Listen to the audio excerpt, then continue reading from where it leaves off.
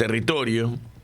Hablamos, como dije, de la tercera posición, condición sine qua non para construir la nación. Y decimos que para ser un país independiente debemos desarrollar la industria. No hay otro camino que hacer este proceso. Eso se llama proteccionismo, nacionalismo. En la etapa actual se habla de soberanismo. Nosotros consideramos que la soberanía es un sistema de producción, logística, energía, moneda, cuestiones fiscales, federalismo, los trabajadores en el centro de ese proyecto, los trabajadores de la economía popular como parte de la Argentina que debemos reconstruir. Consideramos que hay que tener un proyecto de nación. Entonces también a esta cuestión del soberanismo, de la nueva visión de soberanía que hay en el mundo, producto de que los estados-nación están siendo avasallados por las empresas y sobre todo los sectores financieros que entre ellas la fintech, que han ido avanzando sobre la potestad de las naciones y por supuesto los derechos sociales, que a partir de la crisis económica en el mundo, por la pérdida de peso relativo de los estados ante naciones inermes y comunidades pobres, la sociedad va siendo desplazada también de los derechos. Por eso, soberanía política, independencia económica y justicia social. Si no hay soberanía política, no puede haber independencia económica, cuestión central para desarrollar un país, y por ende no habrá justicia social. Hay una relación dialéctica en esta trilogía, porque esa justicia social genera más soberanía política, por supuesto, porque un pueblo feliz es un pueblo consciente. Digamos entonces que en el mundo hoy, ante el triunfo de Trump, analiza, discute, evalúa si Trump es una nueva forma de nacionalismo, si ese nacionalismo es un triunfo sobre el globalismo, es un triunfo sobre la política de guerras, la política guerrerista que los demócratas han impulsado a partir de que es analizable a lo largo de la historia, pero en particular en los últimos años, el Premio Nobel de la Paz, Obama impulsó guerras en todo el mundo, y a partir de que en los últimos tiempos sus sucesores, no solo Kamala Harris, que era vicepresidenta, sino fundamentalmente Joe Biden, impulsó una guerra empujando a la OTAN a las fronteras con Rusia y generando que Rusia y los países emergentes salten como leche hervida, se dice en el barrio, y ponga en disputa, en debate, un nuevo orden mundial. En medio de la pandemia vino la ofensiva aquella, la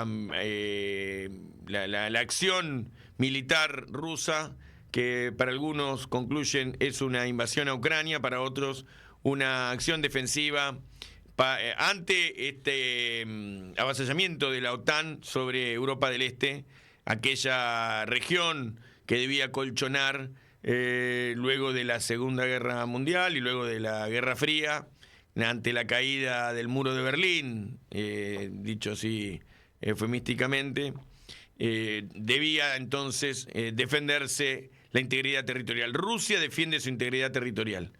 Bueno, el guerrerismo demócrata, el globalismo financiero y los jugueteos neocoloniales del tipo de los demócratas y la socialdemocracia han perdido en estas elecciones. Ahora, ¿el imperio perdió? ¿Hay una única política imperial o muchas políticas imperiales? ¿Hay una nación unida en torno de un poder profundo en Estados Unidos? ¿O hay una crisis sistémica, una crisis profunda en Estados Unidos que hace que, o hacía que, Donald Trump dijera unos minutos antes de ser confirmado como ganador que no iba a reconocer las elecciones? Porque no hay que olvidarse que ante la derrota hace unos años de Donald Trump hubo una invasión al Capitolio que trajo que hoy todavía esté de Donald Trump al borde de recibir sentencia en el momento en que ha sido elegido presidente.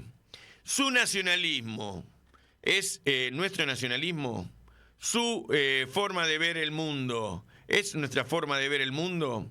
Hay un imperio y hay países coloniales, dependientes. ¿Nos sirve de todas maneras a los argentinos el triunfo de Trump o no nos sirve? Bueno, al margen de el análisis alrededor de nuestras propias conveniencias, debemos analizar el papel de Trump en el mundo como el presidente del gobierno gendarme del mundo, que en este momento y en los últimos en el último siglo, poco menos que el último siglo, desde la Segunda Guerra Mundial, se ha convertido en Estados Unidos. Para ello vamos a charlar con Ariel Umpierres, que no es la primera vez que está en el programa y que, bueno, lo sentimos como un amigo. Para nosotros es muy cómodo y nos pone muy contento charlar con un amigo, por supuesto. Ariel Umpierres es un geopolítico, un economista, una persona graduada en la Sorbona, en Harvard, tiene experiencia en empresas internacionales, multinacionales, y ha sido también, ha tenido la experiencia de ser un diplomático, por lo cual la política internacional, la geopolítica, no solo que no le es ajena, sino que es donde se desenvuelve profesionalmente. Así que, Ariel, querido, un gusto estar con vos. Otra vez ante un escenario norteamericano, porque la primera vez que estuvimos juntos, o la anterior vez que estuvimos juntos acá en este programa, analizamos el atentado a Trump. Y bueno, de ese atentado a Trump al triunfo de Trump, que en aquel momento analizamos que era irreversible, imposible que Trump perdiera luego de haber sobrevivido a un atentado y haber quedado con esta imagen de invencible. Pero bueno, son muchos temas y por lo menos tu visión sobre el triunfo de Trump. ¿Cómo andás, Ariel? Un placer, Gastón. Muchas gracias por la amable introducción. Siempre un placer acompañarte en tu programa y a tus seguidores. Bueno, Trump ha sido un largo camino el que ha transcurrido este hombre. Claro, cuando hablamos las primeras veces y pudimos intercambiar sobre lo de Trump, yo siempre te dije, es fácil, ¿no?, con el diario del lunes, pero yo lo dije y está grabado, yo lo dije desde el principio, apenas desde el 6 de enero de aquel año fatídico en el que pasó, bueno, en que Trump perdió. Dije, esta elección se la robaron a Trump y Trump va a volver.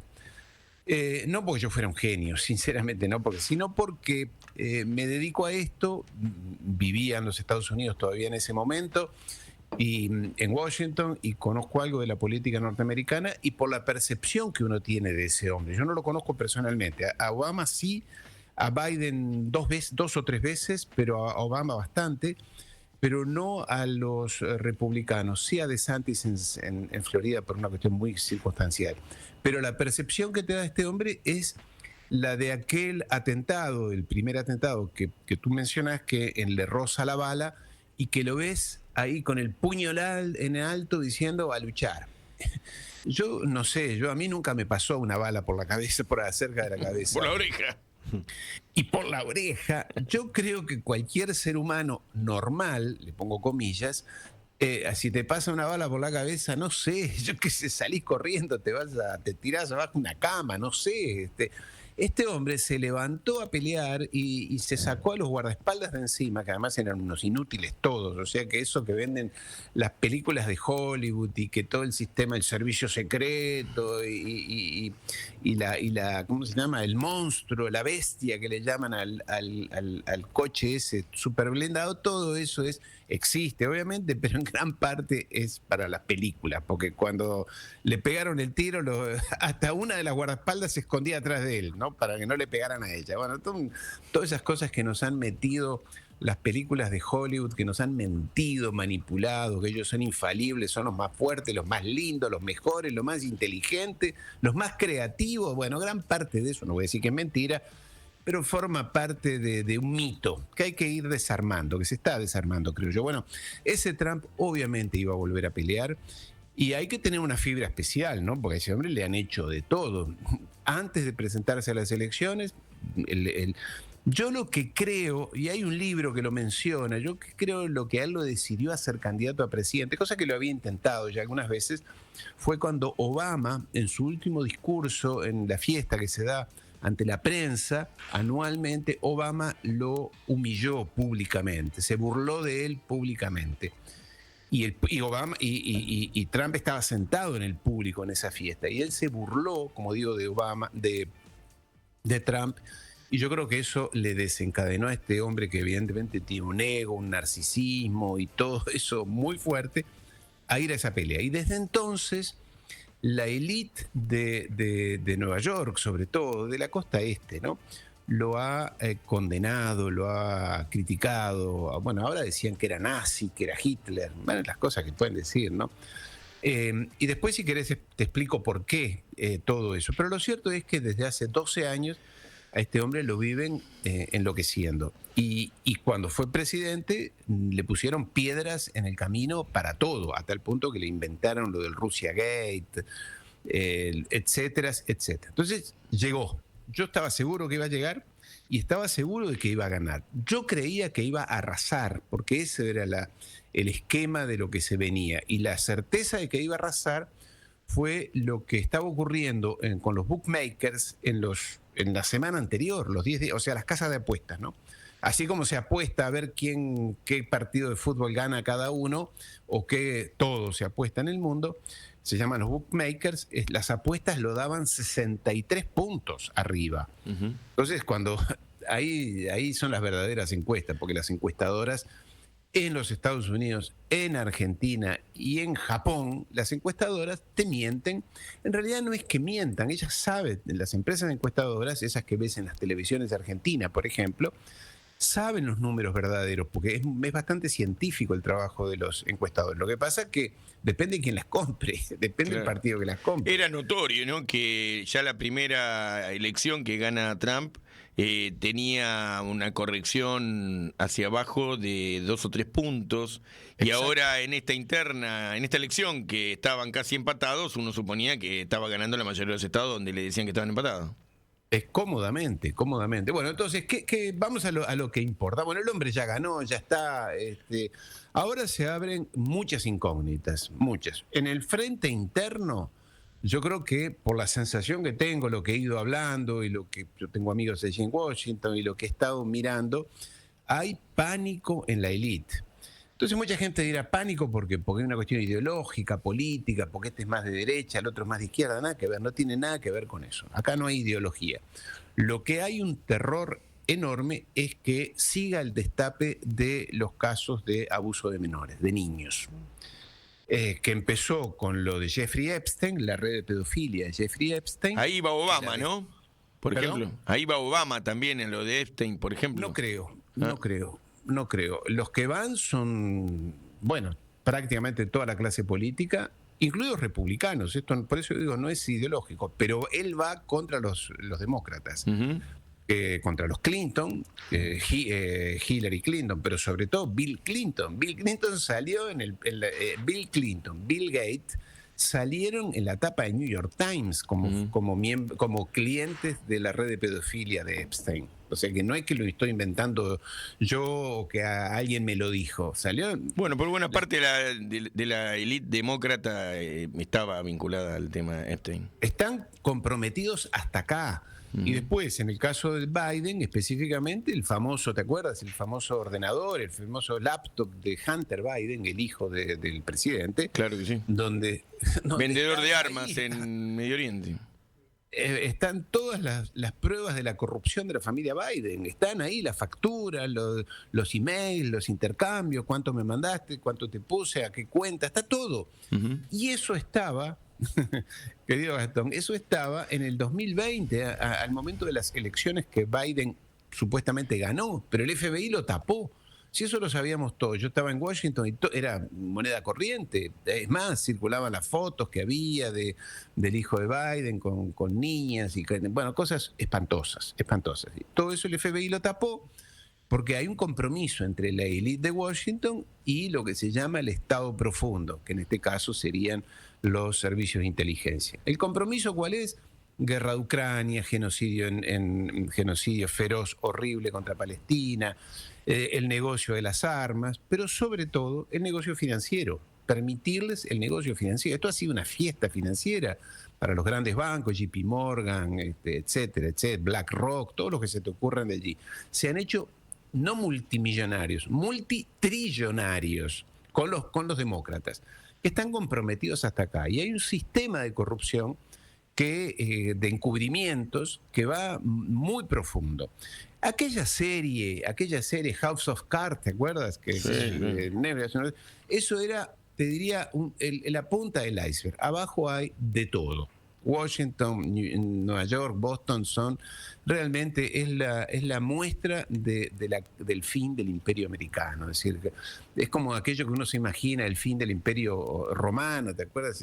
Corrupción, desvaríos, descontrol moral, bueno, en fin. Eso es. Y este hombre, el pánico de esto es que este hombre va a destapar definitivamente esa olla. Y el que lo dijo, yo lo dije lo vengo diciendo hace años y no me estoy queriendo vanagloriar, estoy tratando de ser honesto.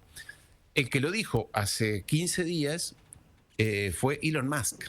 Elon Musk dijo, Trump me aseguró que va a destapar los casos de corrupción de niños.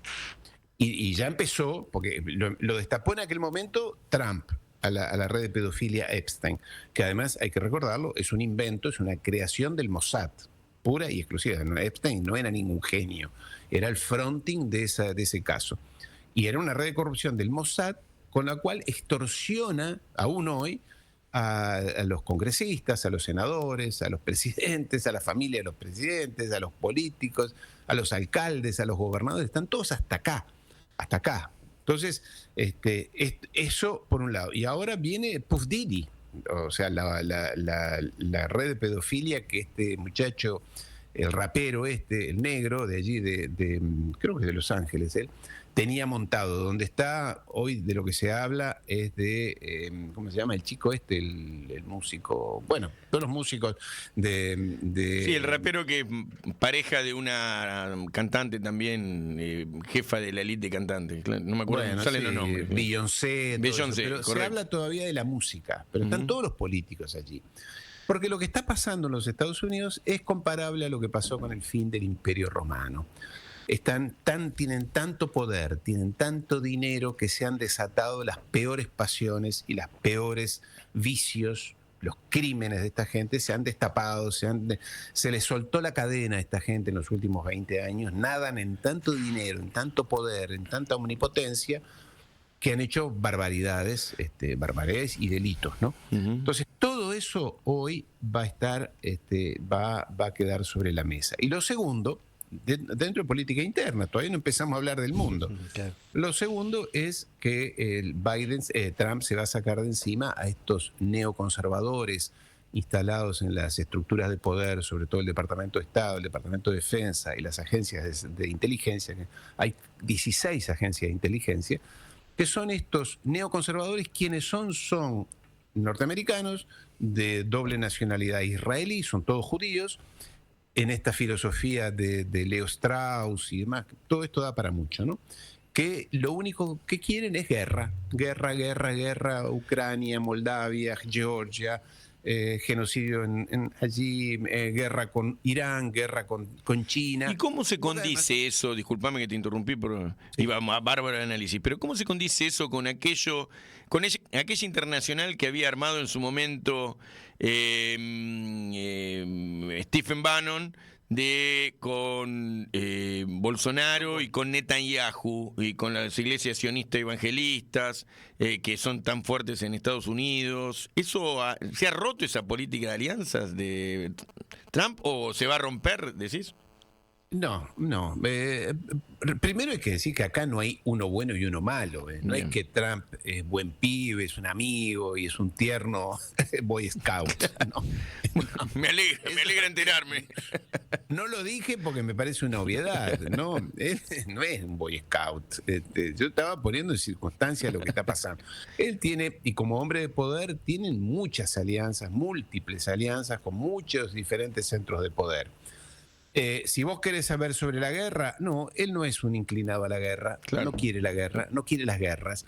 Ahora, que es más, con lo de Irán, que en un momento, ¿te acordás que cuando él era presidente, todavía dijo había que invadir, ir a la guerra con Irán? Irán y Venezuela eran sus sueños, sus oníricos, sus... Sí, él dijo eso y dijo hace más o menos 2 años, dijo que eso él había sido manipulado por John Bolton, neoconservador, judío, extremista, guerrero y demás, que era su asesor en la Comisión de Seguridad Estratégica. Y que él dijo que John Bolton me hizo entrar en esa. Y después lo echó, además lo expulsó.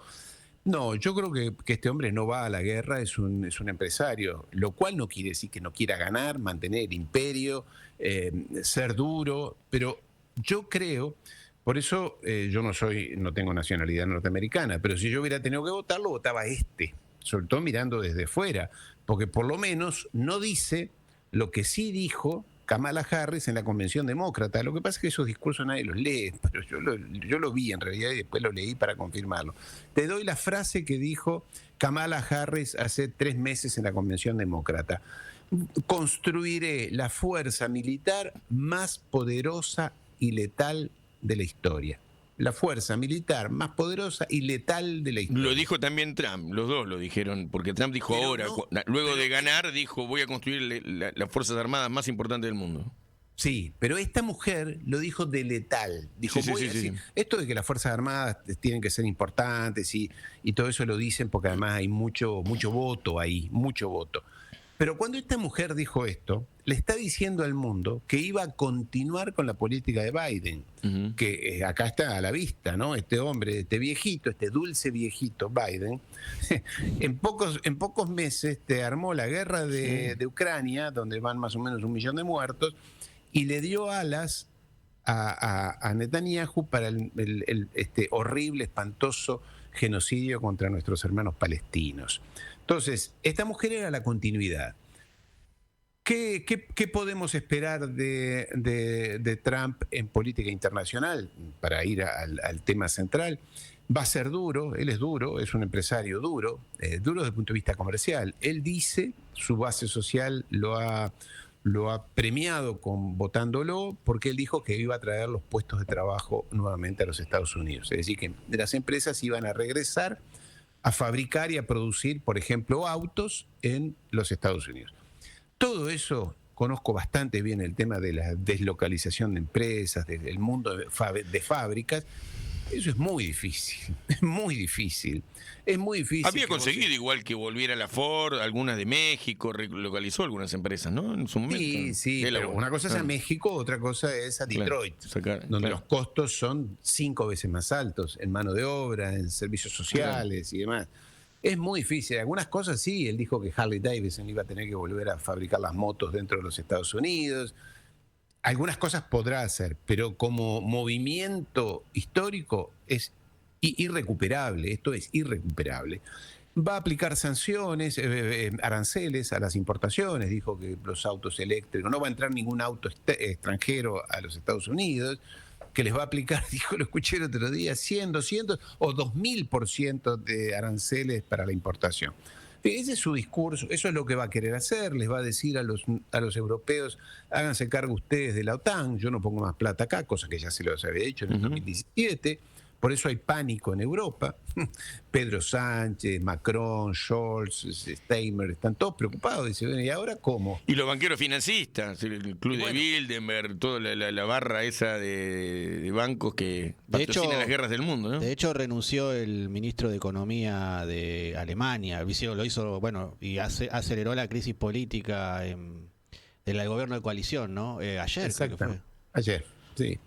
Vienen cambios, una vez más, vienen cambios, ¿viene la revolución peronista? No. No. No, este hombre no es peronista, no quiere hacer la revolución. Todo eso para él es comunismo, más o menos, ¿no? O sea que por ahí no viene la cosa. Pero no es lo mismo. Kamala Harris y Trump no son lo mismo. El Partido Republicano y hoy los demócratas no son lo mismo. Para nosotros desde el mundo, mejor este hombre. Por un tema de guerras. Después habrá que negociar y nos va a extorsionar y le dará besos a Milei, no sé. Pero bueno, pongámosle. En todo caso, creo que se les ha terminado, o por lo menos se les ha cortado una parte del negocio a algunos grandes banqueros, sobre todo los JP Morgan, ¿no? JP Morgan está comprometido, bueno, hay varios, ¿no? En el financiamiento de las guerras, porque siempre recordemos, y creo que te lo dije aquí en tu programa, querido Gastón, el negocio de las guerras no es de las empresas fabricantes de armamentos, por supuesto que sí. El negocio de las guerras es financiero, financiero. A las guerras hay que financiarlas. Bueno, ha pasado aquí, ha pasado en todas partes del mundo, alguien lo tiene que financiar. Financiaron hasta la Revolución Francesa, la Revolución Rusa, después alguien lo tiene que pagar. Ese es el negocio que casualmente son todos judíos, porque de eso depende. Allí es donde están ellos encaramados, ¿no? Los Rothschild son los que el negocio de la Primera Guerra Mundial de los Rothschild, de la Segunda Guerra Mundial, y ahí no importa quién es bueno, quién es malo, quién es lindo, claro, de qué bando estoy. El HBC también de capitales, hoy serían israelíes, sionistas por lo menos, financiando el esclavismo en la historia de la humanidad, claro.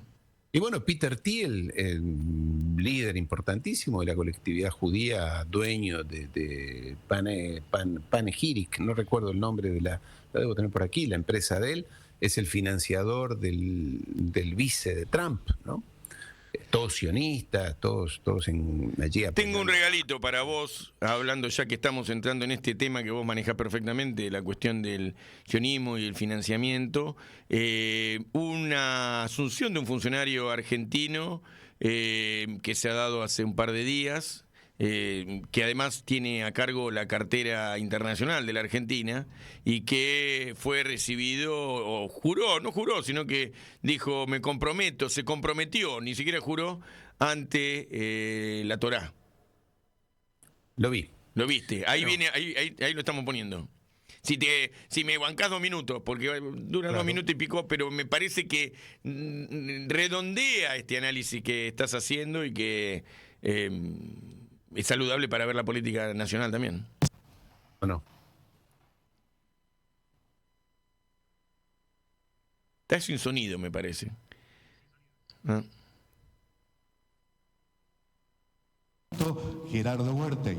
Ahí se escucha. Señor Gerardo Huerten, prometés por Dios y por la patria, sobre la Torá, desempeñar con lealtad y patriotismo el cargo de Ministro de Relaciones Exteriores, Comercio Internacional y Culto, para el que ha sido nombrado, cumpliendo y haciendo cumplir en cuanto vos dependa la Constitución de la Nación Argentina. Sí, prometo.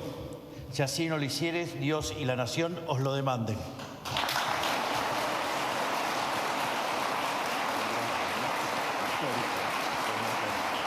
Bueno, el país Argentina, recordar que yo soy uruguayo, el país está en manos de esta gente. Además, es una estupidez. Milei es todos los días nos sorprende, Milei. Realmente es increíble. ¿Me escuchás, Gastón? Exactamente, sí. Ahí vamos con... porque dice Milei que, bueno, dice, por Dios. Perdón, ¿de qué Dios estamos hablando? El Dios de los judíos no es el mismo de los católicos, y tienen concepciones completamente diferentes. O sea que este señor algún día puede decir, mire, yo juré por mi Dios. No, pero usted juró por Dios. Y además me comprometí o prometí, no juré, prometí. Prometo. Sí, o sea que tampoco está... Bueno, viste que después de ir a ver al Papa dijo, soy medio católico y antes se había convertido al judaísmo. Bueno, medio raro este Milei. Yo, y querido Gastón, el peronismo tiene mucho trabajo por delante porque el país está en manos de una mafia, primero de irresponsables, de gente con negocios, En fin, hay mucho trabajo por delante. Pero por otra parte, bueno, ganó con el 54%. Hay gente que yo ayer estaba con mi peluquero, un joven de 40 años, me dijo, yo lo banco a Milei. Bueno, está, listo. Hay un segmento grande de la población que lo banca. Entonces, ahora, claro, a mi peluquero cuando le dije, pero este hombre hizo además un crimen, yo no sé si de lesa humanidad o llamarlo como quieras, pero mandó el oro argentino a Londres. Y me dijo, ¿cómo el oro? No sabía, la gente creo que en general no sabe que mandó el oro. O sea, el único respaldo de riqueza real que tiene un país, y más hoy en día, cuando todos los países del mundo están comprando oro o acaparando oro porque se viene una crisis mundial del dólar, lo único que te da resguardo de reserva es el oro. Todo el mundo está comprando oro y este va y se lo regala, porque se lo mandó. Y yo pongo en mi canal, cada tanto lo pongo, el video en el que un periodista argentino, no sé cuál es, le pregunta a Caputo, ¿por qué mandó el oro a Inglaterra, a los piratas? Yo creo que si se lo dabas al Chapo Guzmán o a Pablo Escobar, era más fácil recuperarlo. Pablo Escobar te lo guarda bien y después te manda los intereses porque son tipos capaz que con un poco más de dignidad que los ingleses, grandes piratas. Y Caputo dijo en televisión, lo pongo en mi video cada tanto, en mi canal, dice, no, además así suelto de cuerpo, ¿no? Que dice, bueno, el oro estaba acá en el Banco Mundial y estaba acá, medio que no daba casi que molestaba. Entonces se lo mandamos a los ingleses. No pasó por el Congreso, no le preguntó a nadie. Es como que no sé, un día uno llega a la casa y la esposa, la familia, quien sea, diga, no, regalé a los chicos. ¿Y cómo regalaste a los chicos? Sí, porque hacían mucho ruido, ¿viste? Pasó alguien y se los regalé. No recuerdo si Milei o si Caputo dijo, ocupa lugar y los metros cuadrados ociosos son caros, tienen un valor, entonces mejor tenerlos allá que nos da un interés, ¿no? Sí, exacto. eso. El interés, lo que él no aclaró, es que el interés se lo dan a él. Claro. Porque esto es lo mismo que el empréstito Bering, aquel que de Rivadavia, Baring, sí. Baring, sí, que eran de los, no sé cuánto eran, 100 millones de libras, ponele, llegaron 40 a la Argentina. Las Así otras 60 eran comisiones, resguardo, sellado, impuesto. ¿Y dónde fueron? A los bolsillos de los negociadores argentinos, que les pusieron, no es que se llevaron la plata, no es que se roban la plata, tampoco se las robó Macri los 46 mil millones. Son los pequeños porcentajes de comisiones que les tocan a los funcionarios que se la ponen afuera. Bueno, Ariel, disculpa que te interrumpa. En esa línea, viste que salió la información de la declaración jurada de los funcionarios de Milei, entre ellas la de Caputo, que donde creció del 2018 a la fecha, al 2023, en 2000% su fortuna. O casualidad que desde el momento en que la Argentina contrajo el crédito con el Fondo Monetario a este presente donde hay un festival de bonos financiero en la Argentina como venimos mencionando. Esto en línea con lo que venís planteando, ¿no? Ahora, ¿vos creés que en esa declaración está la blanca? No, claro. Por favor, muchachos, eso, de cada una de esas operaciones, de cada una ellos se llevan un pedazo. Y después se la reparten, no es que, pero estoy hablando de cientos de millones de dólares, ¿no? Que quedan afuera, no llegan nunca acá y no llegan a ninguna declaración. Lo que pasa es que este hombre habrá comprado algo y entonces habrá tenido que blanquearse, habrá comprado una nueva casa en Nordelta, no sé, un avión o algo y ha dicho, bueno, tengo que blanquear una parte. Pero la de verdad queda afuera. Esto no hay mucho misterio en esto.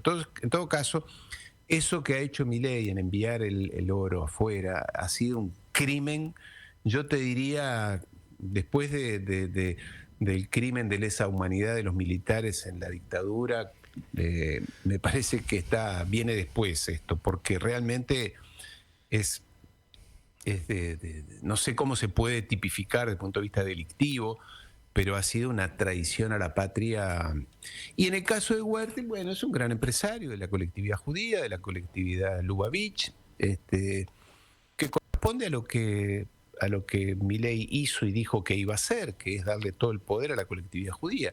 Por eso yo he hecho varios videos hablando de cómo el cambio de mano del poder económico en la Argentina, que antes era la burguesía nacional o la oligarquía criolla, con los Bulgerón y los, en fin, todos los que se tocó, Pérez Compán, ¿no?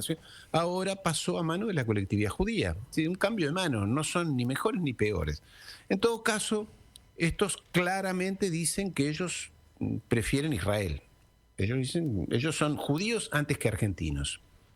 Esto es algo que los conozco bien, ¿eh? Y no estoy haciendo ni antisemitismo. No, ni no, está muy bien, y además anoto porque luego vamos a ir trabajando sobre esto de el cambio de mano que nos proponés como análisis, porque está habiendo una reconfiguración de la estructura económica de la Argentina, sus actores, la nueva oligarquía, que está hoy quedándose con el poder económico en la Argentina y que tiene disputas, como se hubiera dicho en otro momento, interburguesas, disputas en el sector que bueno, nos abren también frentes políticos, ¿no? Ahora, para cerrar, porque sé que tenés cosas que hacer, ¿cómo analizás la relación Milei-Trump, Trump-Milei que viene? Porque no sabemos, por supuesto, el futuro no está dicho, pero hay algunos elementos para analizar. Mira, yo te voy a decepcionar un poco, Gastón. La Argentina ocupa, ¿qué te diría? 3 minutos al mes en la política norteamericana. No cambia nada. Para Milei, para Trump no cambia nada. Acordate que Trump era amigo, había hecho negocios con Macri. No cambia esencialmente. Estados Unidos no pierde. El único interés de Estados Unidos en América Latina es México. Un poco Colombia y por ahí Venezuela, pero México. Después el resto son funcionarios absolutamente subalternos que toman decisiones y si Argentina pide un nuevo perdón ante el FMI, el gobierno norteamericano se lo dará. No va a cambiar esencialmente, nadie toma en serio, más allá que él diga que es uno de los políticos más importantes del mundo, nadie toma en serio a Milei en el mundo. Yo vivo en el mundo, mañana me voy a Chile, vivo en el mundo. Sí, lo toman como un personaje estrambótico por las ridiculeces que hace y dice, pero no cambia nada. Bueno, Ariel, querido, te agradecemos que hayas estado con nosotros nuevamente y que, bueno, además compartas con nosotros tu forma de ver las cosas que nos gusta tanto y también una lectura actualizada del escenario mundial, porque, bueno, estuve viendo en la cobertura con Jalife de Sí. las elecciones y ahí hubo buenos y debates que trasuntaban al análisis, pero hay una generación de geopolíticos, de analistas de la política internacional, de gente que entiende estos procesos nueva, ¿no? También las redes en algún momento tendríamos que analizarlas. Las redes nos han dado tipos como vos que ven las cosas por fuera de la agenda setting de las empresas multimediales que nos ponen en política internacional los intereses de los poderosos. Así que escuchamos atentamente a tipos como vos a partir de que existe el streaming. Te agradecemos, Ariel. Siempre un placer, Gastón, siempre a tus órdenes. Y efectivamente las redes sociales han dado espacios a... Ahora estamos muy encorsetados porque la censura está brava, entonces hay términos que no podemos usar, cosas que no podemos decir, no porque alguien nos diga, sino porque te sancionan la transmisión o te bajan el canal, etcétera. No es mi caso, pero les ha pasado a varios compañeros. Entonces, en el caso de Argentina yo tengo muy buena relación y quiero decirlo porque corresponde que lo haga con la gente de Canal 26, que me ha ofrecido inclusive un espacio. Lo sigo todo el día. Exactamente, gente muy seria, muy responsable. Allí está Federico Bisutti, gente muy seria, y que dan juego a todas las opiniones. Dan juego a todas las opiniones. Allí, si vos pones la pantalla, verás que están los que están a favor de Ucrania, el otro a favor de Rusia, de Israel, de Palestina. Y debo decir la verdad, y lo digo porque no tengo ninguna obligación para hacerlo, pero sí la moral. Me han invitado a ocupar un espacio que al final por razones mías personales no lo he podido hacer por tiempo en realidad, porque esto exige mucho tiempo de lectura, de estudio y el canal mismo, pero es gente que merece todo mi respeto, a los amigos del Canal 26, a los que aprovecho para mandarles un saludo. Grande, gracias Ariel. Un abrazo para vos.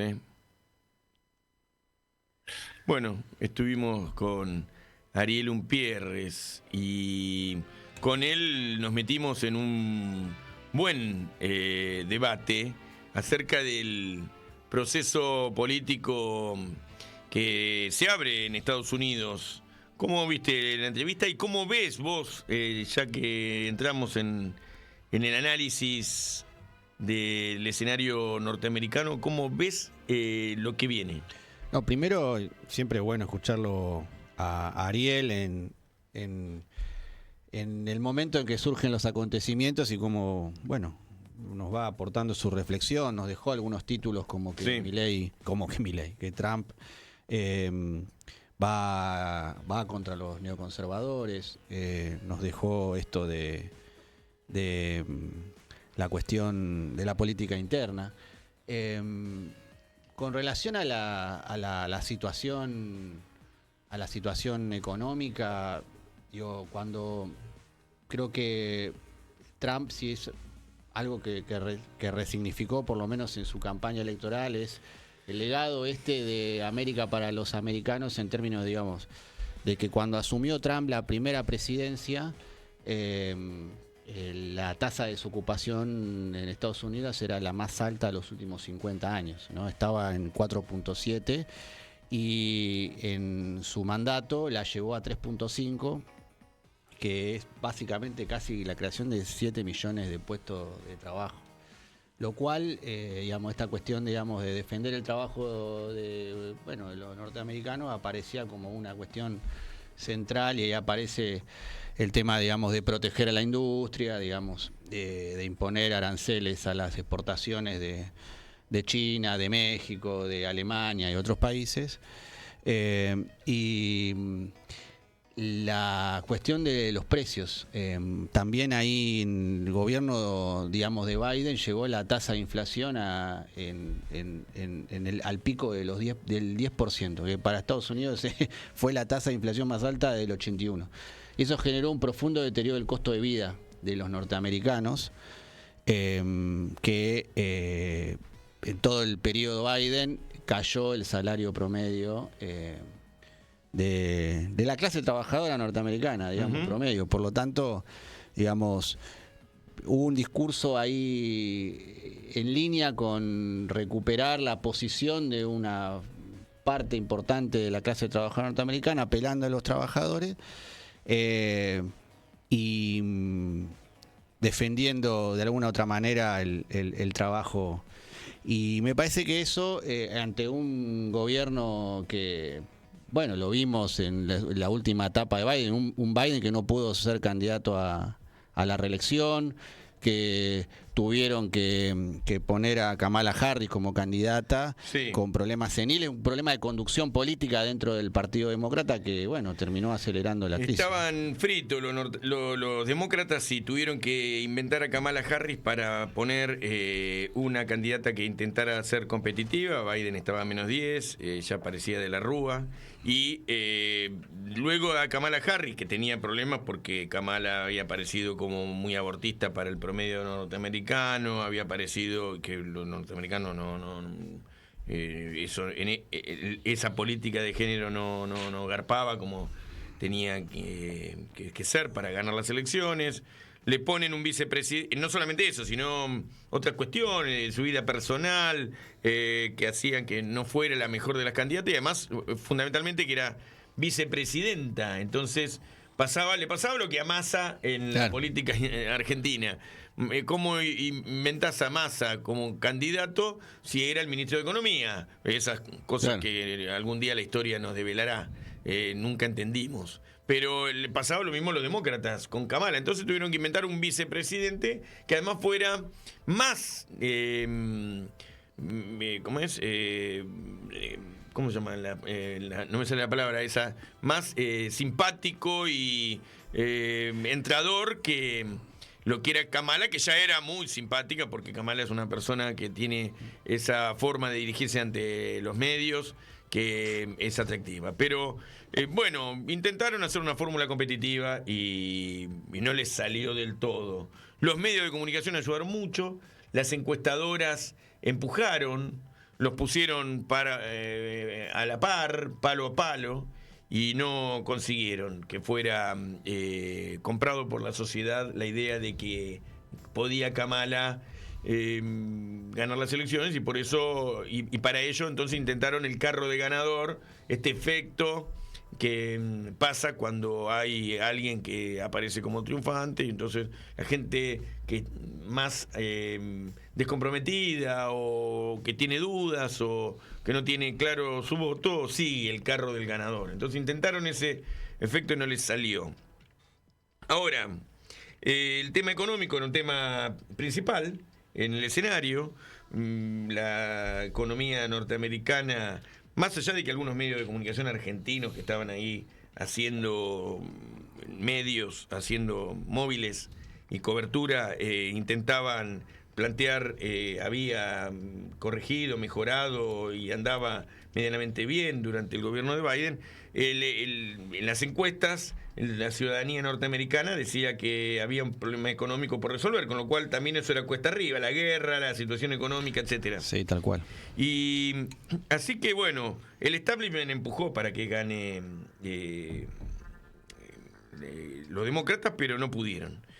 Ahora, la élite, como planteó Umpierres, de Europa, la élite política norteamericana y el poder profundo, son cosas distintas todas, buscaron que gane los demócratas, y ahora tienen que revisar qué hacer frente a Trump, que va a ser, como planteaba Umpierres, una revolución. En principio, el tema Rusia.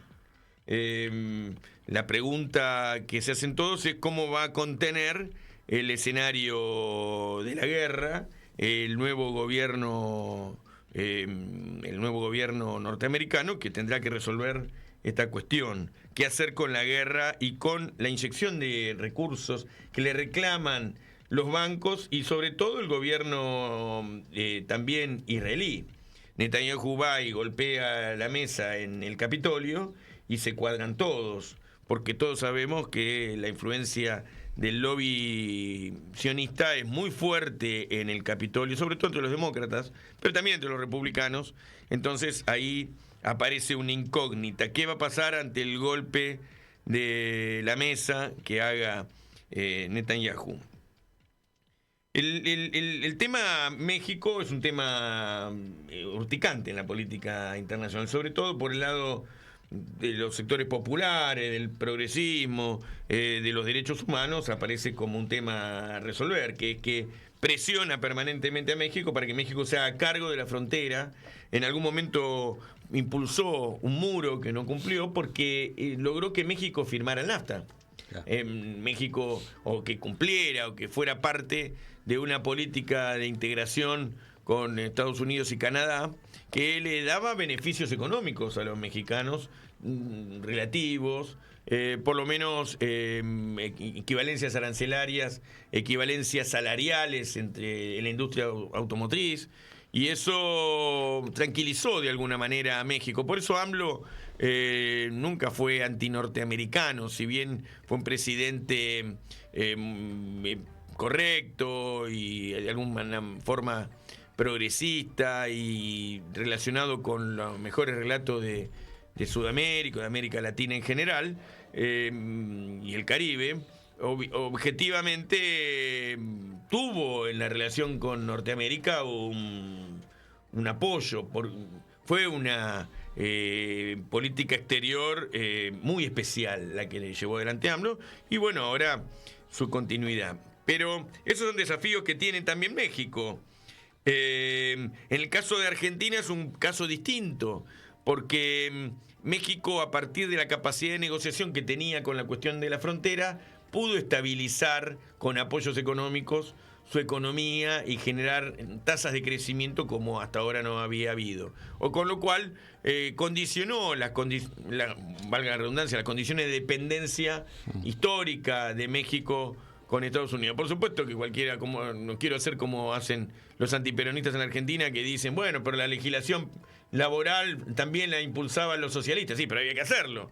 En la época de Perón, bueno, acá lo mismo, había que poder negociar con los norteamericanos mejores condiciones en el marco de la integración económica arancelaria con Estados Unidos. Pero en el caso de Argentina es distinto, porque Argentina viene sufriendo una debacle, un derrumbe de años de políticas neoliberales que, bueno, por supuesto, sobre todo la etapa macrista y la etapa de Milei, porque la etapa de Cristina y la etapa de Alberto relativamente fueron momentos de recuperación económica. En el caso de Macri, endeudó nuevamente a la Argentina, algo que había sido superado en la etapa de Néstor Kirchner, y con el Fondo Monetario sobre todo. Entonces, esos condicionamientos nuevos adquiridos en la etapa macrista llevaron a que hoy, primero que Alberto tuviera que discutir la cuestión de la deuda, aquella crisis interna del peronismo en torno de cómo resolver la cuestión con el Fondo Monetario Internacional,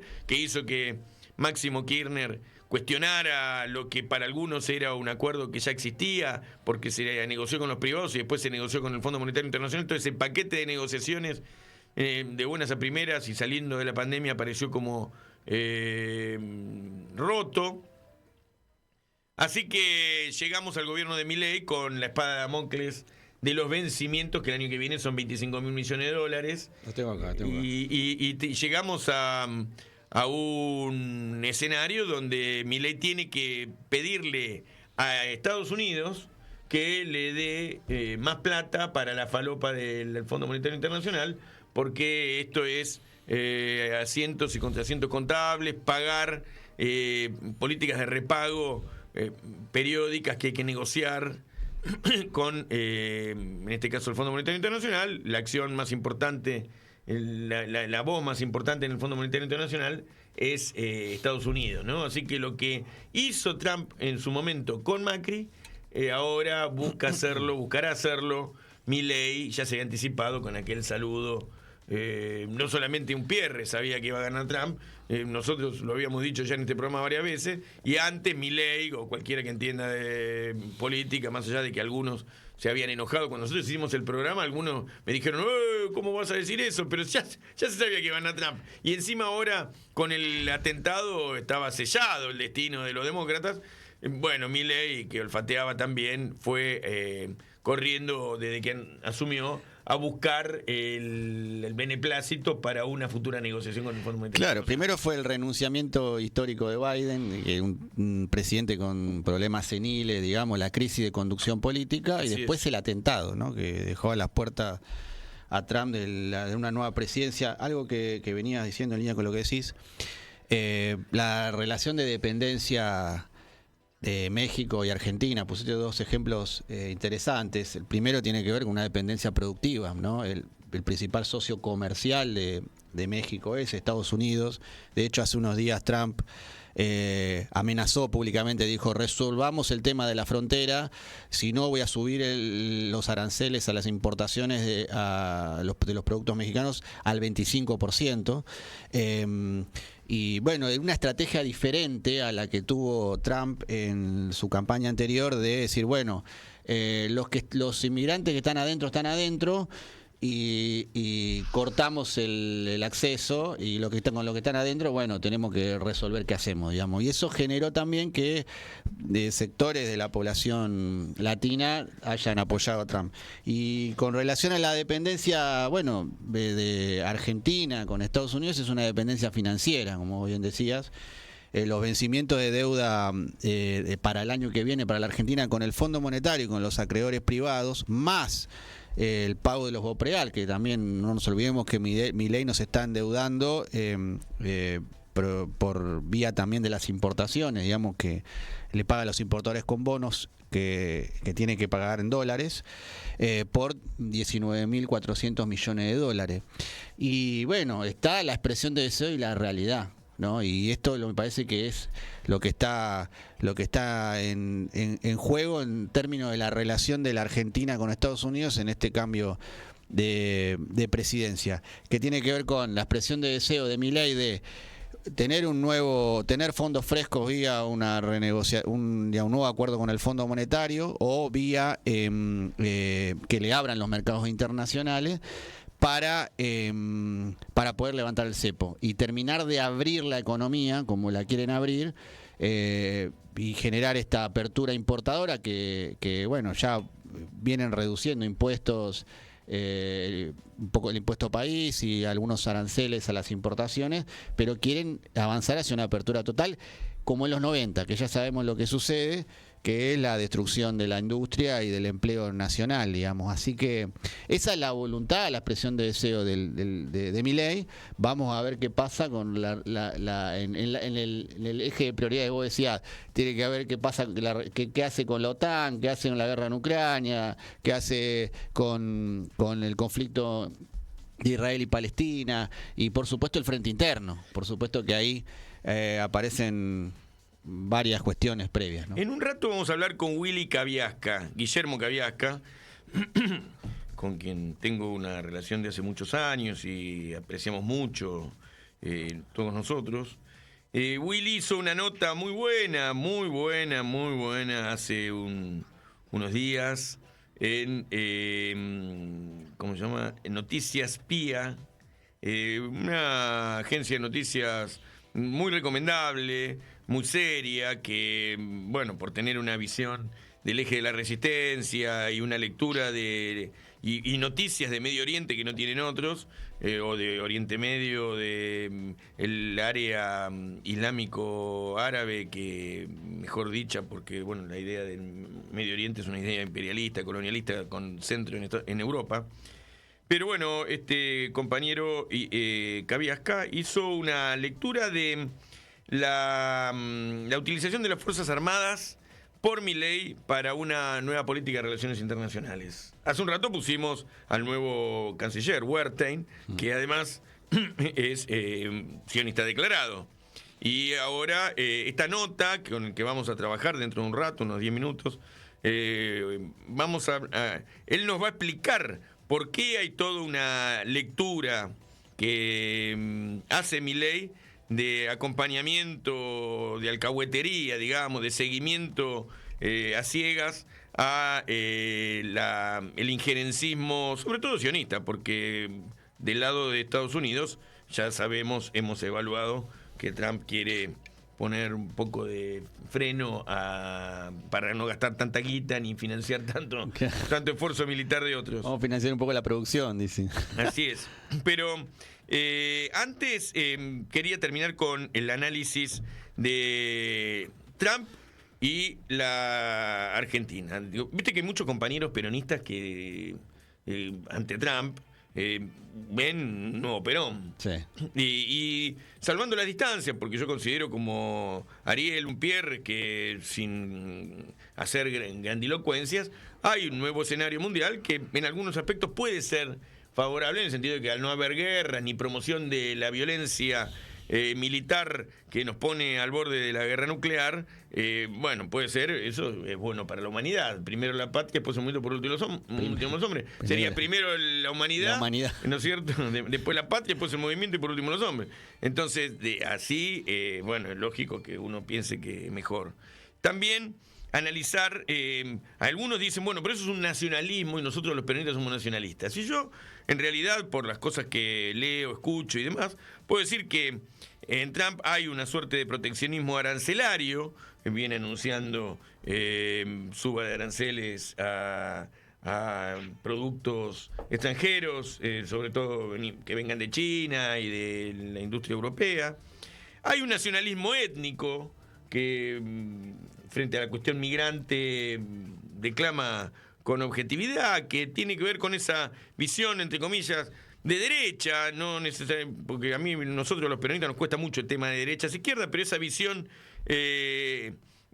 racial que le imponen sobre todo sus votantes, que son los blancos. El WASP, White American, claro, Anglo-Saxon People. Claro, el anglosajón, el norteamericano blanco, que es conservador y que además sueña con volver a esos Estados Unidos de los 50, los 60, los 70, la etapa industrial.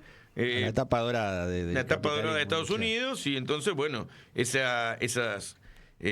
nacionalismo tiene una cuestión étnica, es ese sector que está impulsando proteccionismo. Y también, bueno, naturalmente tiene una lectura Trump, como la que en algún momento haremos. Me encantó en estos días, anda Álvarez Sagis con un videito de Álvarez Sagis muy interesante, pero que dijo cosas que nosotros decimos mucho peor, pero algún día hay que llamarlo, que plantea esto que también rozó un Pierres, que dice: las empresas multinacionales rompen su estructura interna y entonces ponen una parte de diseño en Estados Unidos, localizan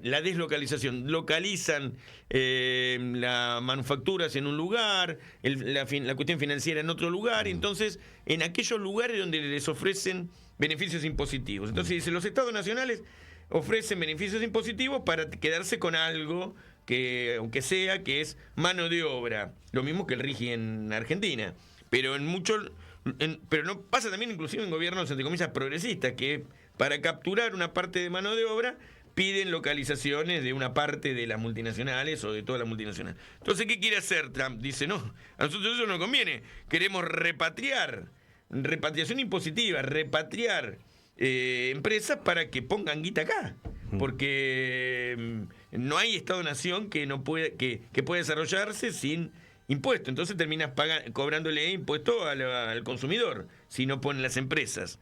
Y la otra es la cuestión de repatriar empresas por laburo, que esto es, los puestos de trabajo se disputan en el mundo. En el mundo hay una lucha por el trabajo, por el valor agregado. ¿Quién pone el valor agregado? Que no es de ahora se queda cada vez más claro porque crece la desocupación y la pobreza. Pero en el mundo hace cientos de años que se discute entre que cuando aparecieron los anglosajones con la política de libre cambio, hay una disputa por que el valor agregado, la maquilación, la construcción de las industrias tienen que estar en los países centrales, y por eso se desarrolló la División Internacional del Trabajo. Así que estas son las condiciones es el nacionalismo, entre comillas, de Trump, o las formas de ese nacionalismo que dista bastante de ser el nacionalismo que nosotros impulsamos, aunque comprendemos las condiciones en que se envuelve el proceso actual. De hecho, en otros tiempos se hablaba de nacionalismo industrial, decía Puigros, Carpani hablaba del nacionalismo burgués, frente al nacionalismo popular, o bueno, ya que vino Willy, no lo quiero torear, pero en su momento se hablaba del nacionalismo revolucionario.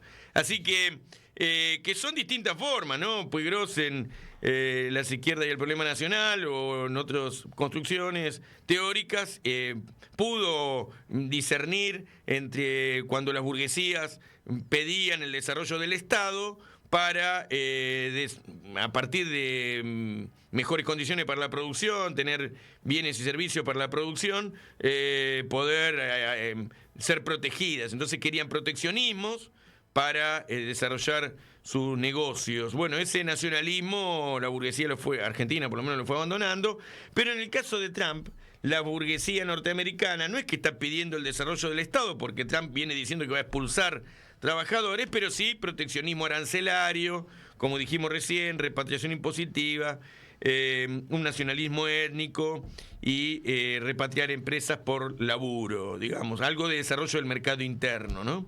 Ese es el nacionalismo de Trump, o algunos elementos que nos pueden servir para ir desarrollando posteriormente. Pero tenemos acá a el amigo Willy Cabiasca, Guillermo, porque bueno, Guillermo es un doctor no sé, en política internacional, en relación... ¿No, Willy? Pero no te quiero decir Willy porque queda para mierda en la academia. No puedes decirme Willy, no hay problema.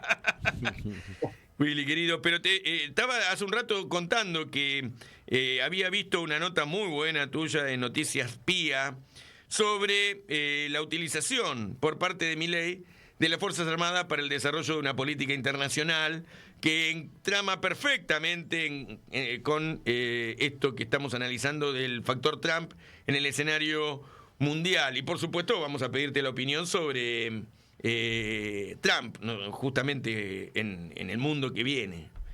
Gracias, Willy, por estar con nosotros. No, gracias a ustedes por llamar, y un saludo a vos, Gastón, que sos un amigo.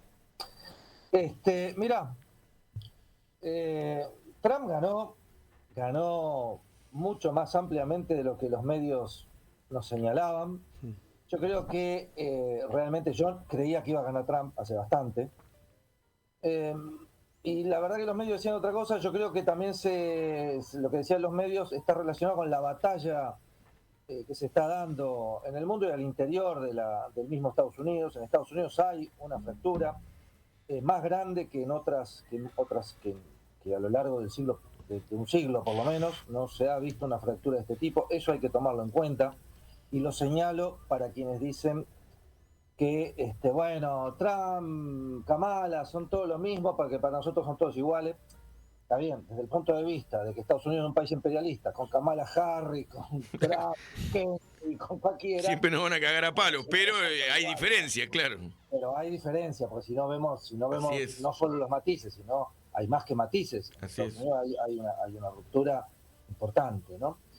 No entendemos lo que pasa, lo que va a pasar y cómo en esos escenarios nosotros nos podríamos, con este gobierno no podemos hacer nada, ¿no? Pero nosotros podríamos pensar diferentes formas de actuar. Uh-huh. Trump ganó ampliamente, ganó más ampliamente que lo que se esperaba, ganó el voto popular, porque viste que en Estados Unidos, Estados Unidos como Argentina era antes de la reforma, o sea, vos tenés el voto y no elegís al presidente, sino elegís electores, ¿no? Claro. O compromisarios, como lo llaman ahí, pero es lo mismo. Lo que pasa es que ahí los estados, el que gana el estado, así lo gane por un voto, se lleva a todos los electores, por lo tanto eso puede hacer una diferencia entre los electores que sacás y los votos que tenés. Pero en este caso Trump, a diferencia de la mayoría de los republicanos, la mayoría de las veces ha ganado con el voto popular y por una diferencia mucho mayor de la esperada. Eso le ha dado también a Trump la mayoría en el Senado y creo que la mayoría también en diputados, lo cual le da un poder realmente, por lo menos a nivel institucional, grande. Con lo cual podría intentar llevar adelante las políticas que él dice, que los gobiernos su gobierno anterior la tuvo más frenada porque estaba en minoría, ¿no? Uh-huh. Por un lado, vos mencionaste bien el tema de, el tema del nacionalismo. Bien, está bien la definición que haces, y hay una definición más que hay que poner, que es que en realidad es casi obvia, ¿no? Pero fue planteada por Hernán Sarregui, que una cosa es el nacionalismo de las potencias y otra cosa es el nacionalismo de los oprimidos. Correcto. Y tiene una diferencia importante para nosotros, que Trump sea nacionalista, más o menos, como lo queramos llamar, frente, siendo el líder de una potencia, de una gran potencia imperialista, el nacionalismo de ellos para nosotros no va a tener. Es una relación metrópoli-colonia la que se establece, claro. Es una relación que se va a establecer entre metrópoli y países dependientes, coloniales y semicoloniales, o ahora en la actual etapa de la globalización podríamos inventar nuevas categorías, pero van dentro de lo mismo, ¿no? Eso, ojo, hay que tener en cuenta unas cuestiones. Los demócratas, globalistas, partidarios del capital, principales gerentes del capital financiero transnacional, no son mejores para nosotros, ¿eh? No es que ganó Trump, uy, qué tremendo, es un imperialista, es un bruto, es un malo, Kamala era el problema. No, Kamala era la expresión del guerrerismo, del capital financiero, de la globalización, de la destrucción de lo nacional en términos conceptuales, ¿no? En términos conceptuales ya, y muchas cosas más que podemos ir desarrollando después si querés, pero que tienen que ver con, también han aportado al triunfo de Trump, ¿no? Trump representa una victoria y de un sector de la población norteamericana, que además es más el sector trabajador, ¿eh? Claro. Los blancos trabajadores, conservadores, históricos. Se llevó también a los trabajadores latinos, claro, y hizo dudar a los trabajadores negros. Uh-huh. Tengamos en cuenta esas cuestiones, porque ahí entramos en una batalla que tiene que ver con aspectos más que de ideología, de cultura, ¿no? De proyecto de vida personal, social, de cómo vemos el mundo, cómo vemos la familia, cómo vemos, claro, nuestras relaciones interpersonales, un proyecto casi antropológico, que en Occidente, nosotros acá no está tan instalado, llama lo woke, ¿no? Ujú. Se llama lo woke, ¿no? Que es un experimento cultural muy fuerte que tiene que ver con el aparato cultural norteamericano principalmente, que emana de Hollywood, de Netflix, todo eso, y que tiene mucha presencia no solo en las relaciones económicas, no principal, sino en cómo yo me debo comportar en la vida, ¿no?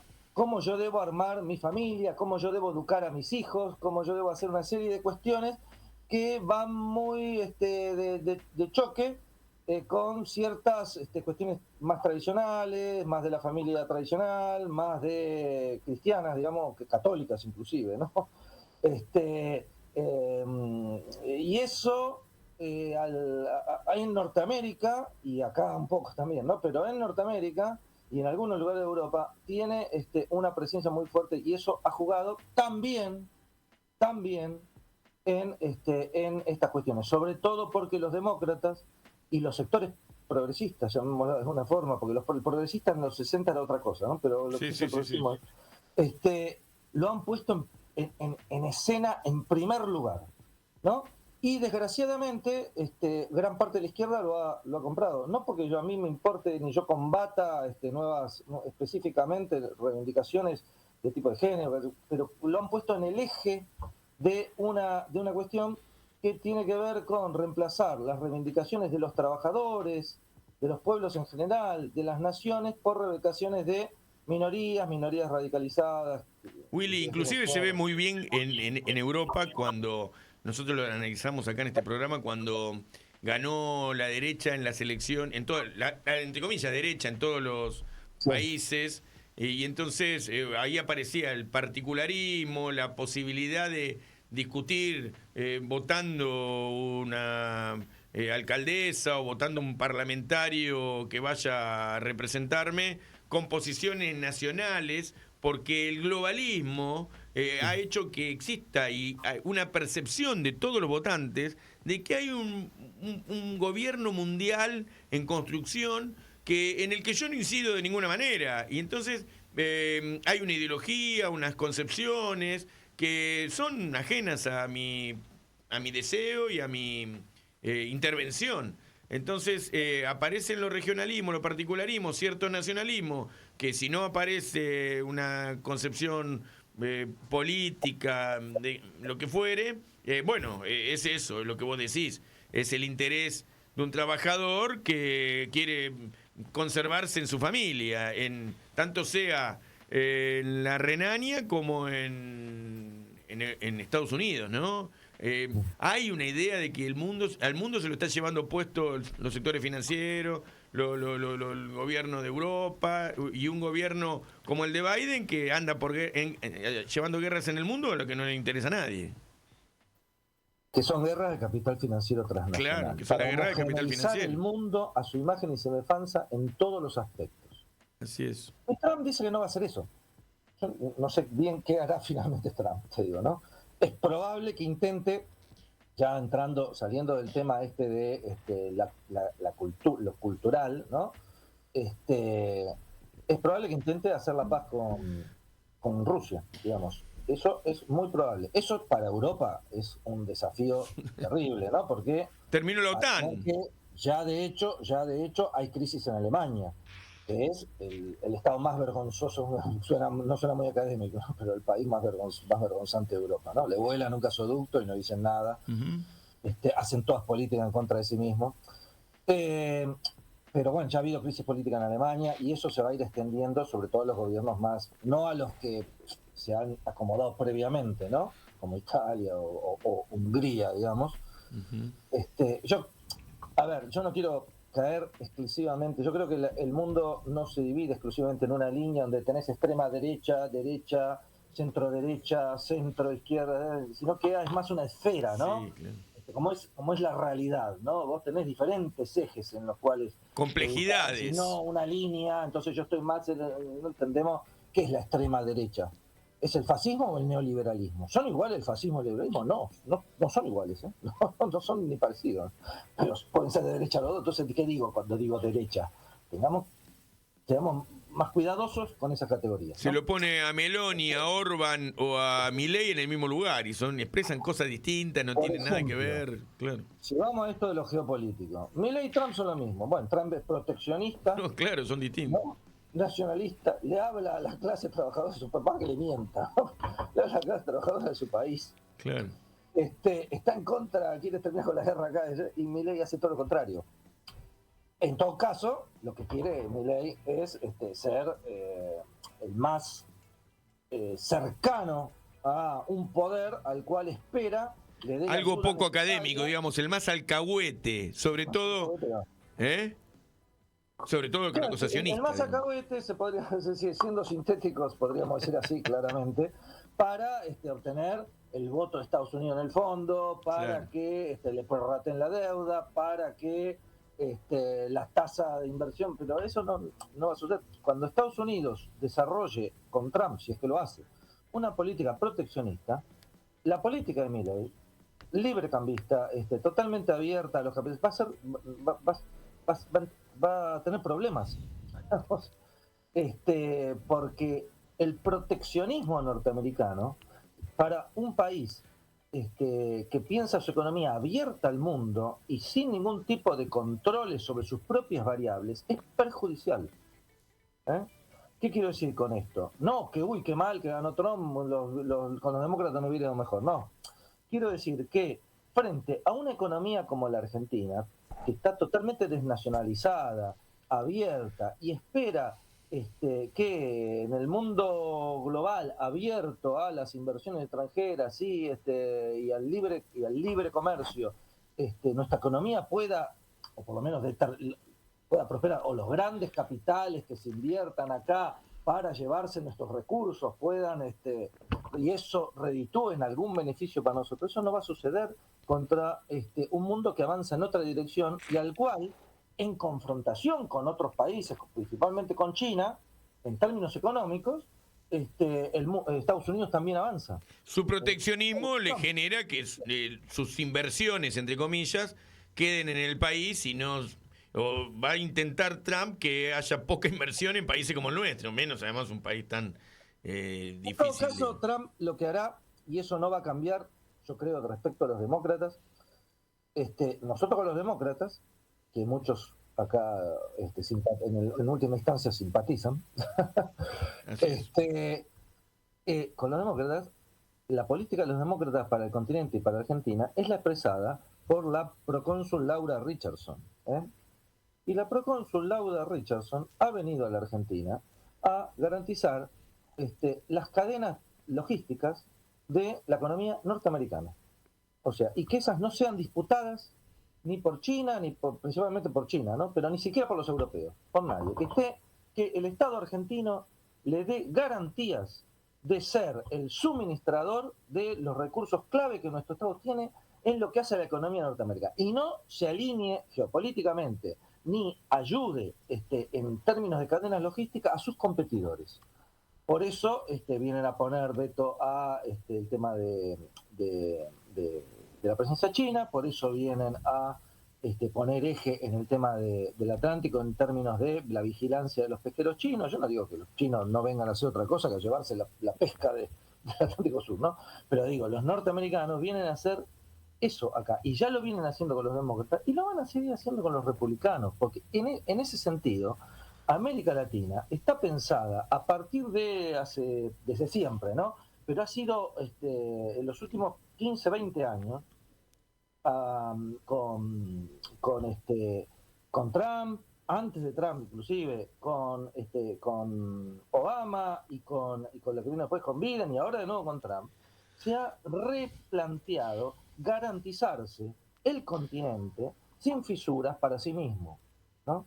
Las políticas que se realizaron en el continente durante la etapa del kirchnerismo, durante la primera etapa de Néstor, sobre todo, ¿no? Pero que siguieron después con el tema de el no al ALCA y demás, fueron políticas que agarraron a Estados Unidos y estuvieron bien hechas, ¿no? Fueron políticas que agarraron a Estados Unidos, muy concentrado en Medio Oriente, muy concentrado en otros conflictos, y los gobiernos latinoamericanos aprovecharon para lograr en algunos términos cierto desacoplamiento, ¿no?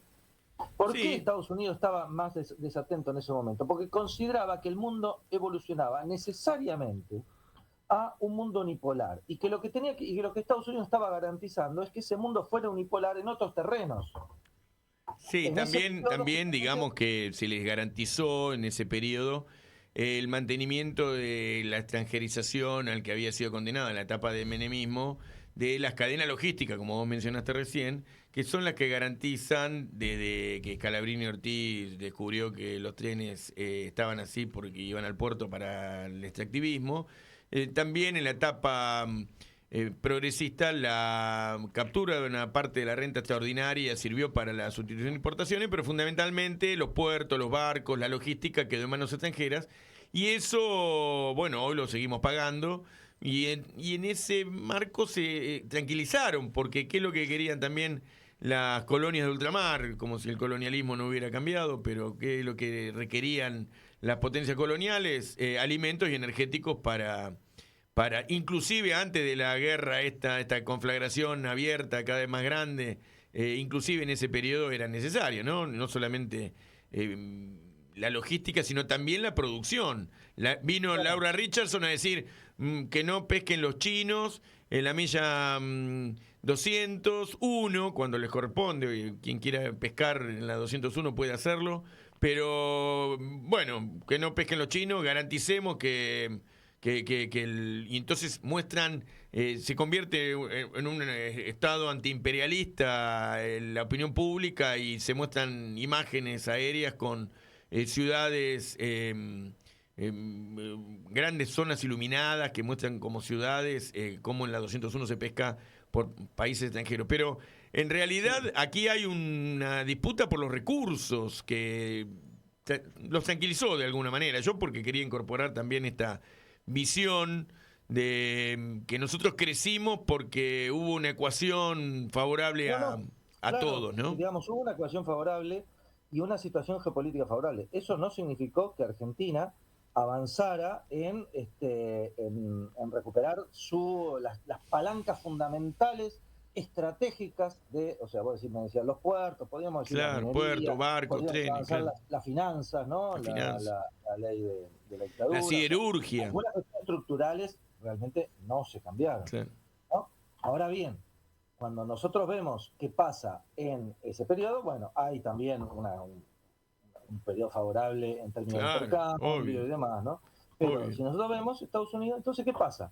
En ese momento también se produce algo que Occidente, digamos, Estados Unidos en particular, no pensaban o no habían previsto con la realidad que se ve ahora, que es un abrumador y rápido ascenso de China, una recuperación de Rusia, un avance de otros países que sí tuvieron unos proyectos nacionales más consolidados, y no nos olvidemos, porque nosotros lo mencionamos por ahí, acá no se le da mucha importancia, pero cobran políticas autónomas países como Turquía. Aparece Irán no solo simplemente con alguien que tiene un discurso islámico, no, con una potencia regional con un grado de autonomía. India emerge ya con poder, y no te estoy diciendo ejemplos de sociedad. Sí, los países emergentes que ahora van al BRICS.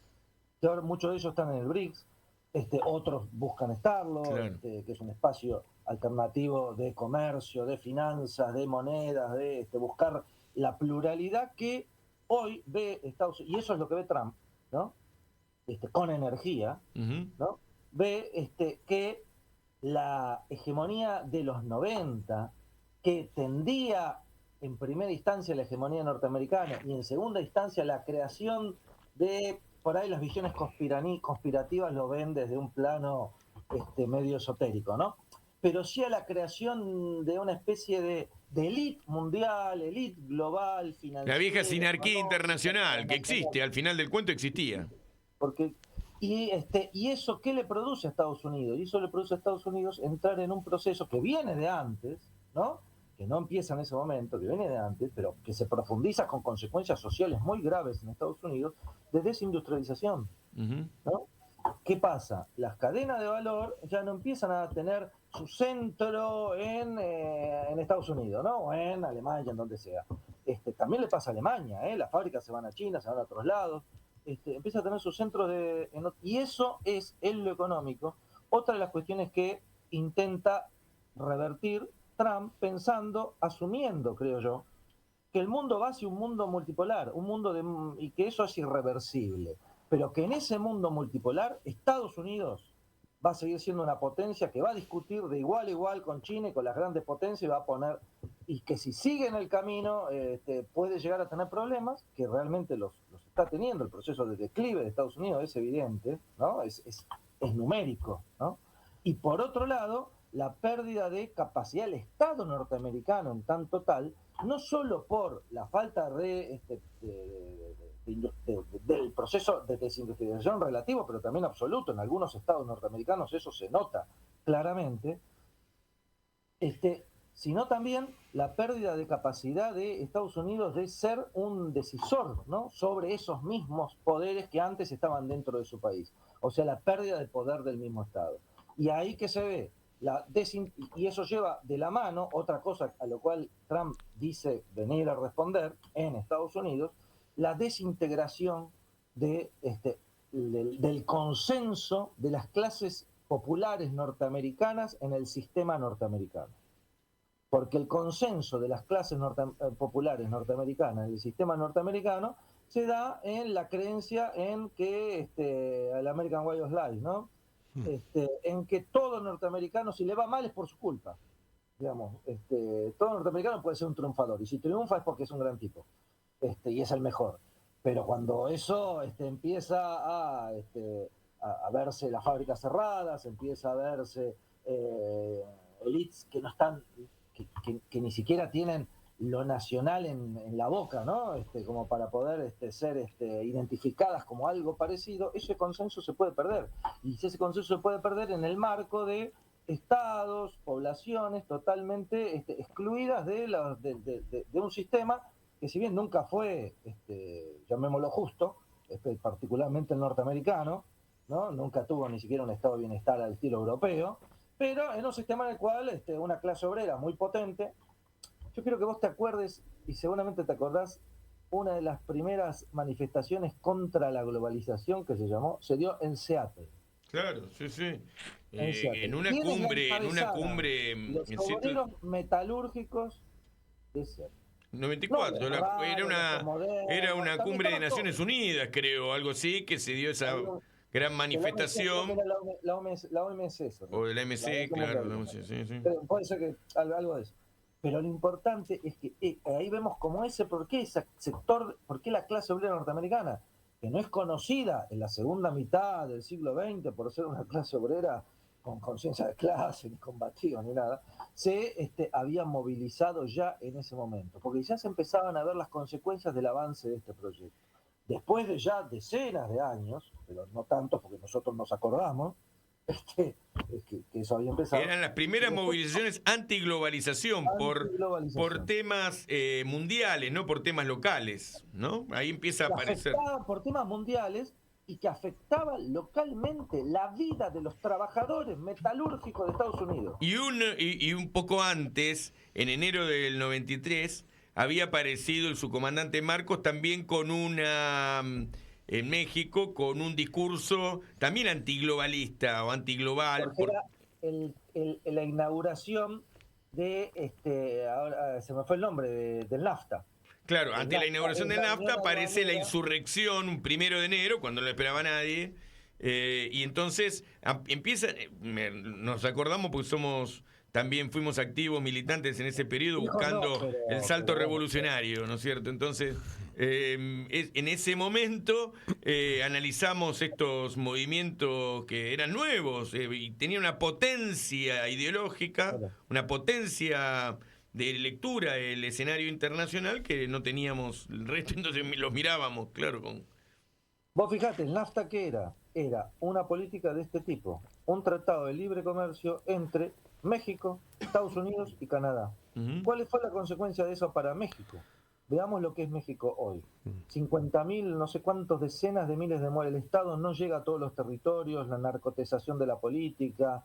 Es un Estado que, bueno, es un Estado fuerte, el mexicano, en ciertos sectores, pero hay grandes partes del territorio que están en manos de... es un Estado, no digo en vía de desintegración, pero con cierto grado de pérdida de soberanía sobre amplias partes de su territorio en manos ni siquiera de otros estados, de bandas criminales. Hoy habíamos hablado que el NAFTA le había dado a México estabilidad macroeconómica y, bueno, condiciones que, sobre todo de capacidad de negociar con los yanquis por la cuestión de la frontera, porque tienen que frenar a los inmigrantes que vienen de Sudamérica y de Centroamérica, pero... Esa es otra de las cuestiones que va a afectar, que tiene que ver con el triunfo de Trump. Nosotros dijimos el tema woke, no como el primero, ¿no? Salió porque, no sé por qué salió, no quiero sobredimensionar lo cultural tampoco, ¿no? Pero un tema. El tema económico, ¿no? El tema económico que va a ser, Trump piensa tener más control sobre la Reserva Federal, que en la Reserva Federal es un organismo autónomo dentro del Estado norteamericano. Es un organismo que pertenece al capital financiero, que es autónomo, en el cual el Estado tiene también una presencia, el gobierno. Trump va a intentar tener más control sobre la Reserva Federal para poder emitir más, para poder manipular las tasas de interés, para hacer una serie de cuestiones que tienen que ver con una economía intervencionista del plano keynesiano, pero desde el plano de lo financiero, ¿no? Para desgravar a las grandes empresas, va a bajar los impuestos a las grandes empresas para que se radiquen en el país y poner aranceles y una serie de compensaciones para que la competencia extranjera, 10% inmediatamente a todos y el 60% a los chinos, según dijo, para, especialmente a los chinos. Claro. ¿Y qué es lo que esto en teoría produciría? Bueno, produciría un proceso parcial, porque estamos en una época en la cual la tecnología y demás, un proceso de reasentamiento de industria, de toma de trabajadores, de mayor empleo, con mayores también condiciones de explotación para el capital, ¿no? O sea, que el capital tenga mejores condiciones en Estados Unidos, mayor protección en Estados Unidos y de más trabajo en Estados Unidos. Están preocupados porque hubo una migración de capital hacia países que les dan beneficios impositivos, lo analizábamos recién, y también a China porque China le da guita, compensaciones, crédito, etcétera. Entonces, el efecto Tesla, el efecto radicación de la Ford en distintos lugares del mundo, Volkswagen. Los países... Bueno, ¿Cómo? Alemania, ¿no? Pero ¿Cómo? que Volkswagen está en China. Claro, hay movimientos de las multinacionales a lugares donde le dan beneficios impositivos, económicos, crédito, etcétera. Entonces, Trump ve eso y dice, quiero repatriar y capturar capital, inclusive que no fuera mío, capturarlo para el desarrollo de la economía Está en doméstica. condiciones de pararse en la pelea del resto del siglo XXI con algún tipo de posibilidad.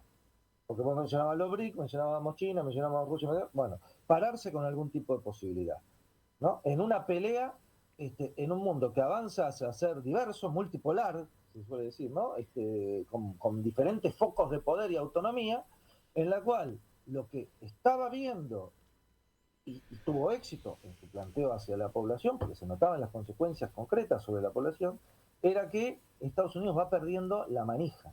Digamos, ¿no? Con los fierros, además, no le estaban ganando desde la OTAN a los rusos. Entonces, el otro tema era ese, ¿no? Que tampoco invirtiendo en flotas y que andan dando vueltas por el mundo. El globalismo, digamos, el sector financiero globalista, los que te ponen esta homogeneización mundial, solo la pueden hacer mediante la guerra. Claro. ¿No? O sea, vos tenés que derrotar a los rusos, derrotar a los chinos, ¿no? Derrotarlos en África, en todos, indirecto o indirectamente, mediante la guerra. Y lejos de eso estaban perdiendo posiciones. Homogeneicen, y no les está yendo bien. Claro. O sea, no es que los rusos están ganando aplastados, pero no van a ganar, pero no les está yendo bien. Claro. No les está yendo bien. Entonces, el proyecto globalista que se manifiesta en el G7, en la ONU, en Davos, en la OTAN, esa élite supranacional que los europeos en general consideran esto, ¿quiénes son? ¿Quién es von der Leyen?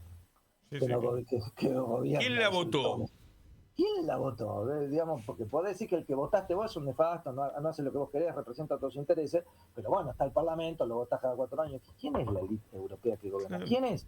el Banco Alemán, ¿quiénes son? Es la Comisión Europea, la OTAN, ¿quién las elige? ¿Viste? La elite financiera. Entonces, cuando el progresismo y los liberales se quejan del ascenso de las derechas nacionalistas, entre comillas la derecha, porque después hay que ver, como dijiste vos, qué es cada cosa, pero en realidad no están viendo este fenómeno de que hay una elite mundial que se ha instalado y que no la votó nadie. Entonces ahí aparecen blancos norteamericanos, gente que vive en la Baviera, donde fuere, que cuestiona este gobierno mundial. Y yo quiero elegir mi concejal, añoro con decidir sobre la política y sobre el futuro, ¿no? Claro, quiere elegir a alguien que crea, por lo menos, después que si lo hace, ¿no? Que crea que le va a garantizar su vida, digamos, que va a tener, que va a poder levantarse a la mañana, ir a trabajar a una fábrica, como fue, o a un lugar, a una oficina donde trabaje, va a ganar un sueldo, va a volver, va a mandar a su hijo a la escuela, va a poder ir a la universidad, va a poder hacer, digamos, lo que quiere la persona común en realidad, básicamente, ¿no? Acá en Alemania, en cualquier lado. Willy, te quiero hacer una pregunta.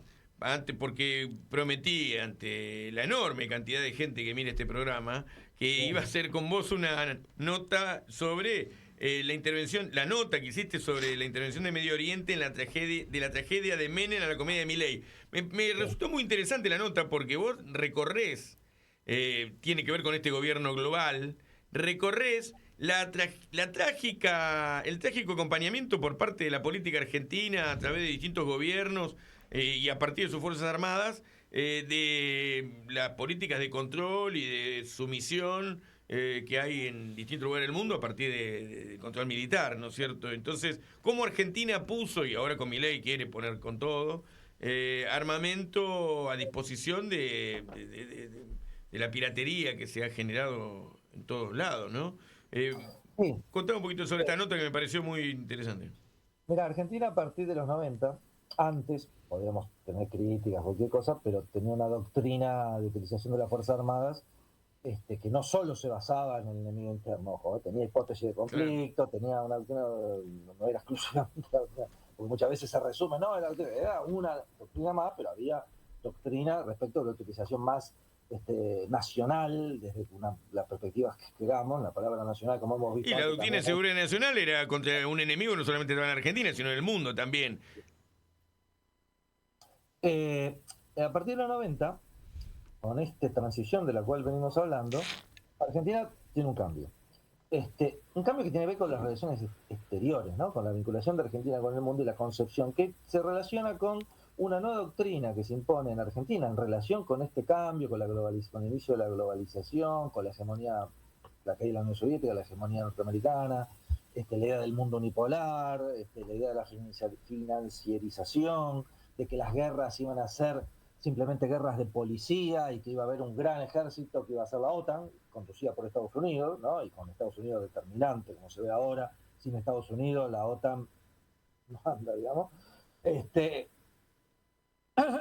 Y Argentina, en ese tema, decidió desarmar sus Fuerzas Armadas, porque básicamente fue eso, desarmar sus Fuerzas Armadas y transformarla en una parte de este engranaje. ¿Eso qué significa? A ver qué quiero decir con esto, ¿no? Bueno, se bajó el presupuesto a cerca del 1%, que es bastante bajo, estaba más alto antes. Se entregó vilmente, en una forma, con norteamericanos mirando, destruyendo delante de ellos el misil Cóndor y entregándole en la mano los planos, ¿no? El portaaviones 25 de mayo mandándolos de WhatsApp innecesariamente. De una forma vergonzosa. O sea, se hicieron cosas vergonzosas, ¿no? Todo eso a cambio de nada, ¿no? A cambio de los A4, que además vinieron sin armamento, porque toda la promesa del armamento no vino, y eran ya aviones viejos, digamos, los A4. Todavía tenemos los A4. Ahora los ingleses dijeron que el F-16 tampoco los condiciona militarmente, ¿viste? No viene el F-16. Además no va a venir. Fue muy clara. Si por ahí viene, qué sé yo, no va a venir. No se pagó nada. Hasta ahora lo que vino fue con un crédito norteamericano. Todo lo que dice este gobierno es mentir. Bajó el presupuesto militar al 0,4. Debe ser el más bajo del mundo. Claro. Es el más bajo del mundo. Porque ya con los gobiernos progresistas nuestros, llamémoslo, desgraciadamente, el presupuesto militar era una vergüenza. Era del 0,7, 0,8. Un ejército no se sostiene así.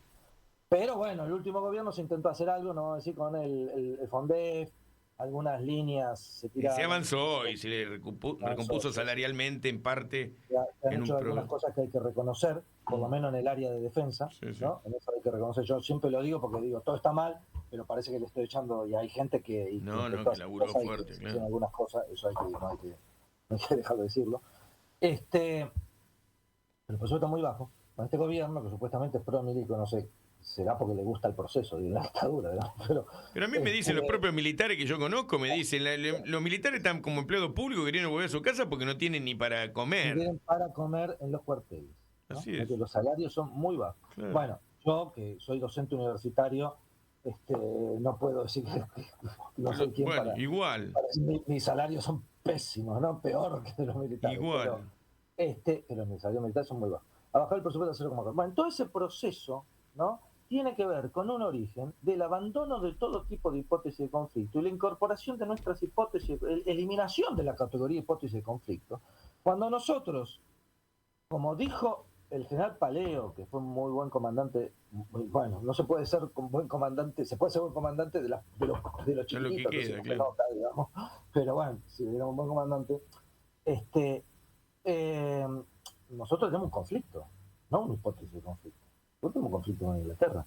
Además, las hipótesis se evalúan, ¿no? Se pueden evaluar, pero nosotros tenemos un conflicto. Un conflicto por el mar, un conflicto por las islas, un conflicto por la Antártida, un conflicto geopolítico por todo el Atlántico Sur, y así lo reconocen y lo piensan en sus doctrinas. Brasil, Uruguay, Chile, todos lo piensan, ¿eh? La UNASUR tuvo esa doctrina de seguridad de toda la región. Y nosotros no hablamos de conflicto, no nos equipamos, no pensamos nuestra Fuerza Armada como una herramienta de política internacional, como una carta más que tienen todos los países del mundo a lo largo de toda la historia, ¿no?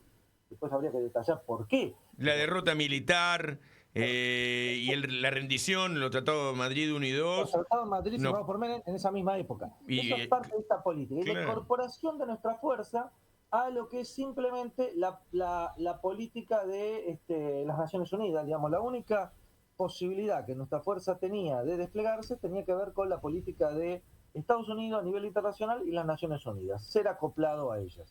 ¿No? Nuestra política se desarrolló desarrollándose en diferentes misiones de paz, algunas de las cuales eran colaterales de invasiones, ¿no? Como la de Yugoslavia, ¿no? O de destrucción de estados, como es de Yugoslavia. Otras misiones de paz que uno puede decir, bueno, tener una fuerza de vigilancia en el sur del Líbano hoy puede servir. Cuando fue instalada en el sur del Líbano porque Israel quería que los libaneses, o sea, Hezbollah, no estuvieran en el sur del Líbano. Claro, Lo que pasa es que los libaneses sí estuvieron en el sur del Líbano y hoy cuando los israelíes quieren invadir Líbano, de golpe para cometer sus crímenes se encuentran con la misión de paz que le dice, bueno, muchachos, delante nuestro no pueden hacer eso. Bueno, ¿qué hace? Bueno, así fue la política argentina, ¿no? Salvo dos casos, un caso particularmente, que es el de la invasión a Irak, donde nosotros fuimos parte de la invasión a Irak, aunque fue una decisión de Naciones Unidas, ¿no? En la época de la hegemonía unipolar norteamericana, nosotros fuimos parte. Acompañamos con destructores, todo, metimos una fuerza respetable, ¿eh? No. Porque uno dice, no, bueno, era un chiste, me acuerdo del Página 12 sacaba, vamos a la guerra. No, se metieron fierro. Todavía quedaban cosas, claro. Todavía quedaban cosas, dos destructores, una corbeta, un buque logístico, bueno, era una fuerza respetable. Veamos las fuerzas que se despliegan hoy, es una fuerza respetable.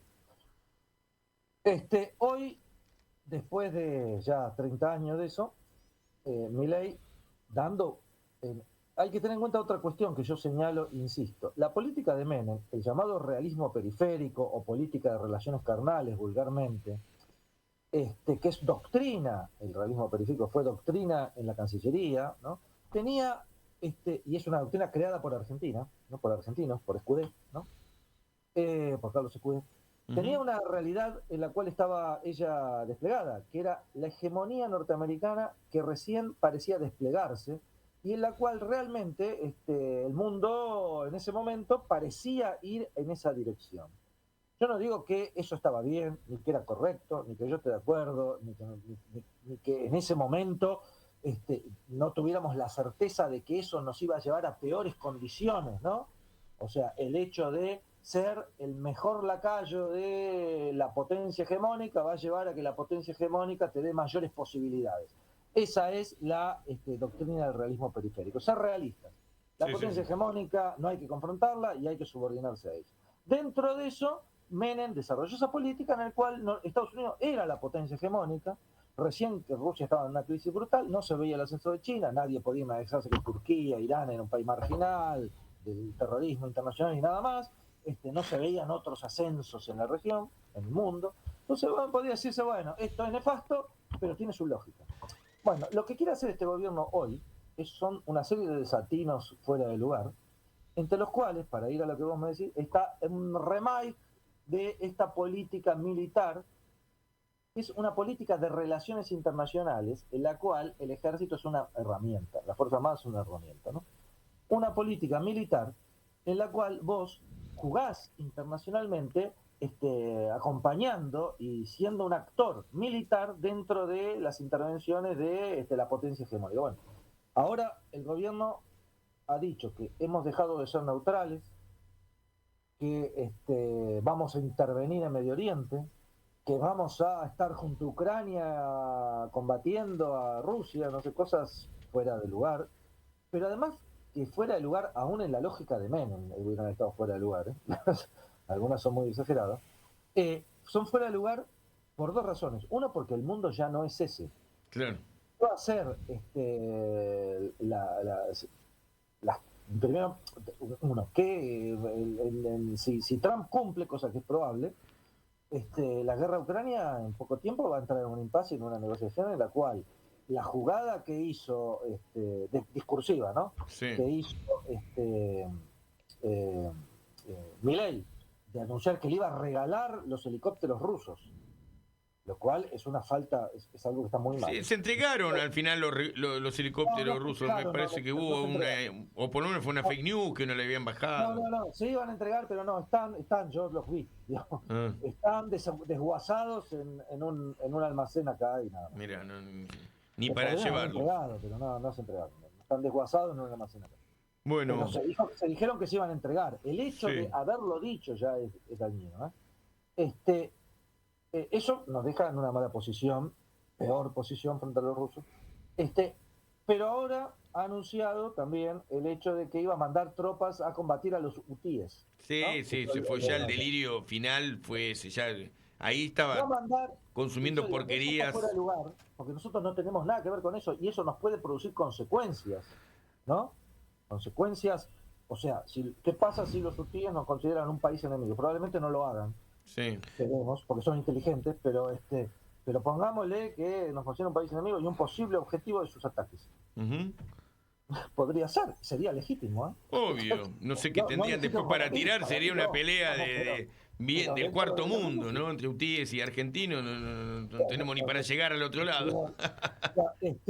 Guillermo, disculpa que te interrumpa y también mi nombre es Nahuel, ¿cómo te va? Digo, para también ir cerrando, que nos quedan los últimos 3-4 minutos, pero con relación a que lo que decías de el envío de tropas, vos te referías a la integración formal de las fuerzas marítimas combinadas que anunció Milei y Petri, y para engancharlo con eso y por ahí ver qué mirada tenías con relación a que el Netanyahu, que está llevando adelante un genocidio en la Franja de Gaza contra el pueblo palestino, desplazó a su ministro de Defensa y parecería ser que puso un ministro de Defensa aún más radical, más sanguinario que el que estaba, que quería una especie de tregua, negociar los rehenes y demás, en este contexto donde cambia, el gobierno en Estados Unidos y donde Trump está diciendo, paren muchachos con la escalada guerrerista. Recientemente en este programa lo tratamos, esta amenaza de Irán con armamento nuclear, Netanyahu también, digamos, amenazando con el uso de armas nucleares de alto impacto. En este momento, parecería ser que Netanyahu avanza, profundiza con este cambio en un momento en donde, parecería ser que en el mundo podría haber cierta tregua, digamos, a partir de las elecciones de Estados Unidos. Sí. Hay que ver, la política de Trump respecto de Rusia no es lo mismo que la política de Trump respecto al Medio Oriente. En Medio Oriente Trump ha sido mucho más duro respecto de los palestinos, de los palestinos, de Hezbollah y las demás fuerzas. lo que lee en su discurso, por lo menos, lo que lee Netanyahu, es que igual el gobierno israelí ha demostrado ser muy consecuente en su decisión de solo pegar saltos adelante, ¿no? Claro, ¿no? Sin cerrar el conflicto de Gaza se ha lanzado sobre el Líbano, sin cerrar el conflicto del Líbano ha escalado con Irán. Con Siria también. Con Siria, o sea, la verdad que digamos, con toda la región, digamos, se ha confrontado con Naciones Unidas declarando persona no grata al secretario general, o sea, ha hecho cosas que sorprenden, que yo creo que los militares, porque lo que representa el ministro es a los sectores de las Fuerzas Armadas, no que quieren la paz, ni que quieren, o sea, sino que creen que la política de los sectores ultra radicales está por arriba de sus fuerzas. No de sus fuerzas tácticas. Tácticamente, no sé si con Irán, ¿no? Pero tácticamente, en una confrontación de táctica, en batallas concretas, el ejército israelí puede derrotar, como lo ha hecho a Hamas, o lo que no los puede es eliminar, digamos. El ejército israelí no puede pelear una guerra asimétrica de largo plazo contra un conjunto de enemigos indefinido. Sobre todo porque se hace inviable la vida en Israel, porque alguna vez te llegan alguien que te apuñala a un ciudadano, te llega un misil desde los hutíes, Irán o la misma zona, el mismo Hezbollah, al sur del Líbano, o sea, se hace invivible y la misma sociedad israelí no soporta vivir en un clima de guerra. Quizá lo que es probable es que Netanyahu piense que Trump le va a dar el apoyo necesario para resolver de forma militar y expeditivamente algunos de estos conflictos. Uh-huh. Que Trump va a agarrar a los árabes. ¿No? ¿Cuál es la política de Trump en Medio Oriente? La política de Trump en Medio Oriente son los acuerdos de Abraham, para empezar, ¿no? Que fueron destruidos, abandonados y destruidos no, porque Arabia Saudita, ciertos países siguen teniendo expectativa de que se haga algún tipo de concesión respecto a los palestinos y poder volver a estabilizar la situación, ¿no? Pero que han sido muy golpeados a partir del 7, porque los acuerdos de Abraham significaban en última instancia el fin de la causa palestina. Los acuerdos de Abraham eran el fin de la causa palestina. ¿Qué son los acuerdos de Abraham? Los acuerdos de Abraham son el reconocimiento por parte de los países árabes de Israel como Estado. Sí, ¿no? Y el reconocimiento, la cristalización de las fronteras tal cual estaban al momento de la firma que eran mucho menores que el territorio de los palestinos en el 47. Claro, que es mucho menor que el 47 y el 68. Hoy la frontera, si vamos cuáles son las fronteras, y la frontera, bueno, ahora Gaza, no sabemos, ¿no? Pero en Cisjordania son territorios diminutos, ¿eh? Sí. En Cisjordania son pequeñas enclaves. Sí, chiquititos. Dentro de un pequeño territorio. Yo he estado en Jenin, por ejemplo, en Cisjordania, donde entran ahora las tropas israelíes. Jenin es como ir a la Villa 31, o sea, son barrios muy parecidos, de pasillos, es el asentamiento donde, entre comillas, habría algo de Hamas, pero que ahí ganó siempre OLP también, pero bueno, entran, hay lugares muy pequeños, salvo Gaza, hay lugares muy pequeños donde hoy tiene cierto control territorial las fuerzas palestinas, en general. Sí. Está todo aislado, ¿no? Esos pequeños lugares, pero esos pequeños lugares son, pongámosle, el 20%, el 25% de Cisjordania. Sí, es un pedacito. El resto está plagado de colonias y de colonos. Y los colonos son una organización terrorista, bajo las normas de Naciones Unidas, no bajo mis normas, o las que yo puedo pensar. No. Es una organización de gente militarizada al que le dan crédito, le dan guita. Como los palestinos se ponían abajo, porque eran pastoriles, se ponían abajo de las colinas. Las colonias en general están arriba de las colinas y desde arriba los mean, los cagan, digamos, se quedan con el pedazo, les quitan el agua. La estrategia de Israel, de Netanyahu, la estrategia de mediano plazo de Netanyahu y hacia su derecha, ¿no? Que hay mucho. Netanyahu es un moderado en algunos casos, ¿eh? Y el ejército es moderado respecto de Netanyahu. El ejército israelí es moderado respecto de Netanyahu. Y Netanyahu es moderado respecto de la otra parte de su coalición, que es lo que se llama llamar sector ultranacionalista, el sionismo religioso, gente que hace una lectura literal de la Biblia, literal y presente, y que considera que está cumpliendo la misión que hace pueblo 2000 años elegido. hizo Josué en el Canaán. ¿Qué hizo Josué en el Canaán cuando conquistó? Que no existió Josué, no importa, pero Josué en el año 1000 antes de Cristo, pongámosle, ¿no? Que es más o menos donde está ambientado ese relato. Josué entró al Canaán, exterminó a toda la población, a sus mujeres, a sus niños, a sus gallinas, a sus burros, apoyado por Yahvé. Y a los que pedían por favor, solo los permitió estar como siervos del pueblo elegido. Yo no quiero quedar mal con esto, pero eso es lo que dice la Biblia. No quedarse lo que y hay un sector de la política, porque esa gente que piensa eso hay en todos lados, en todas las tendencias, locos hay siempre. Pero esos son una parte sustancial de los que gobiernan Israel hoy y que están poniendo una parte de la agenda. Entonces, cuando vos decís, ¿qué va a hacer Israel? Israel va a seguir intentando poner esa agenda. ¿Qué va a hacer Trump? Trump va a intentar cerrarlo, pero derrotando poniendo orden. O sea, los acuerdos de Abraham son sacar de escena, los acuerdos de Abraham son establecer la paz, establecer un coso, pero sacar de escena a Hezbollah, por ejemplo. Sacar de escena a Hezbollah, ocupar Gaza, que ya hay negocios inmobiliarios en marcha, y derrotar a Irán en el fondo, porque con Irán hubo ahora bien, Irán no va a desaparecer como potencia regional. No, pero ese producir una derrota. Trump lo intentó y soñó con eso. Soñó con eso. De hecho, tuvo impactos locales. Acá el capítulo del juzgamiento a Cristina, a Timerman, con el memorando de entendimiento con Irán, era porque los demócratas habían favorecido. En el gobierno israelí, uno de los ministros es el ministro de la diáspora, en el cual considera articular a todos los judíos, digamos, del mundo detrás de los intereses que su principal lealtad sea el Estado de Israel. Así es el sionismo.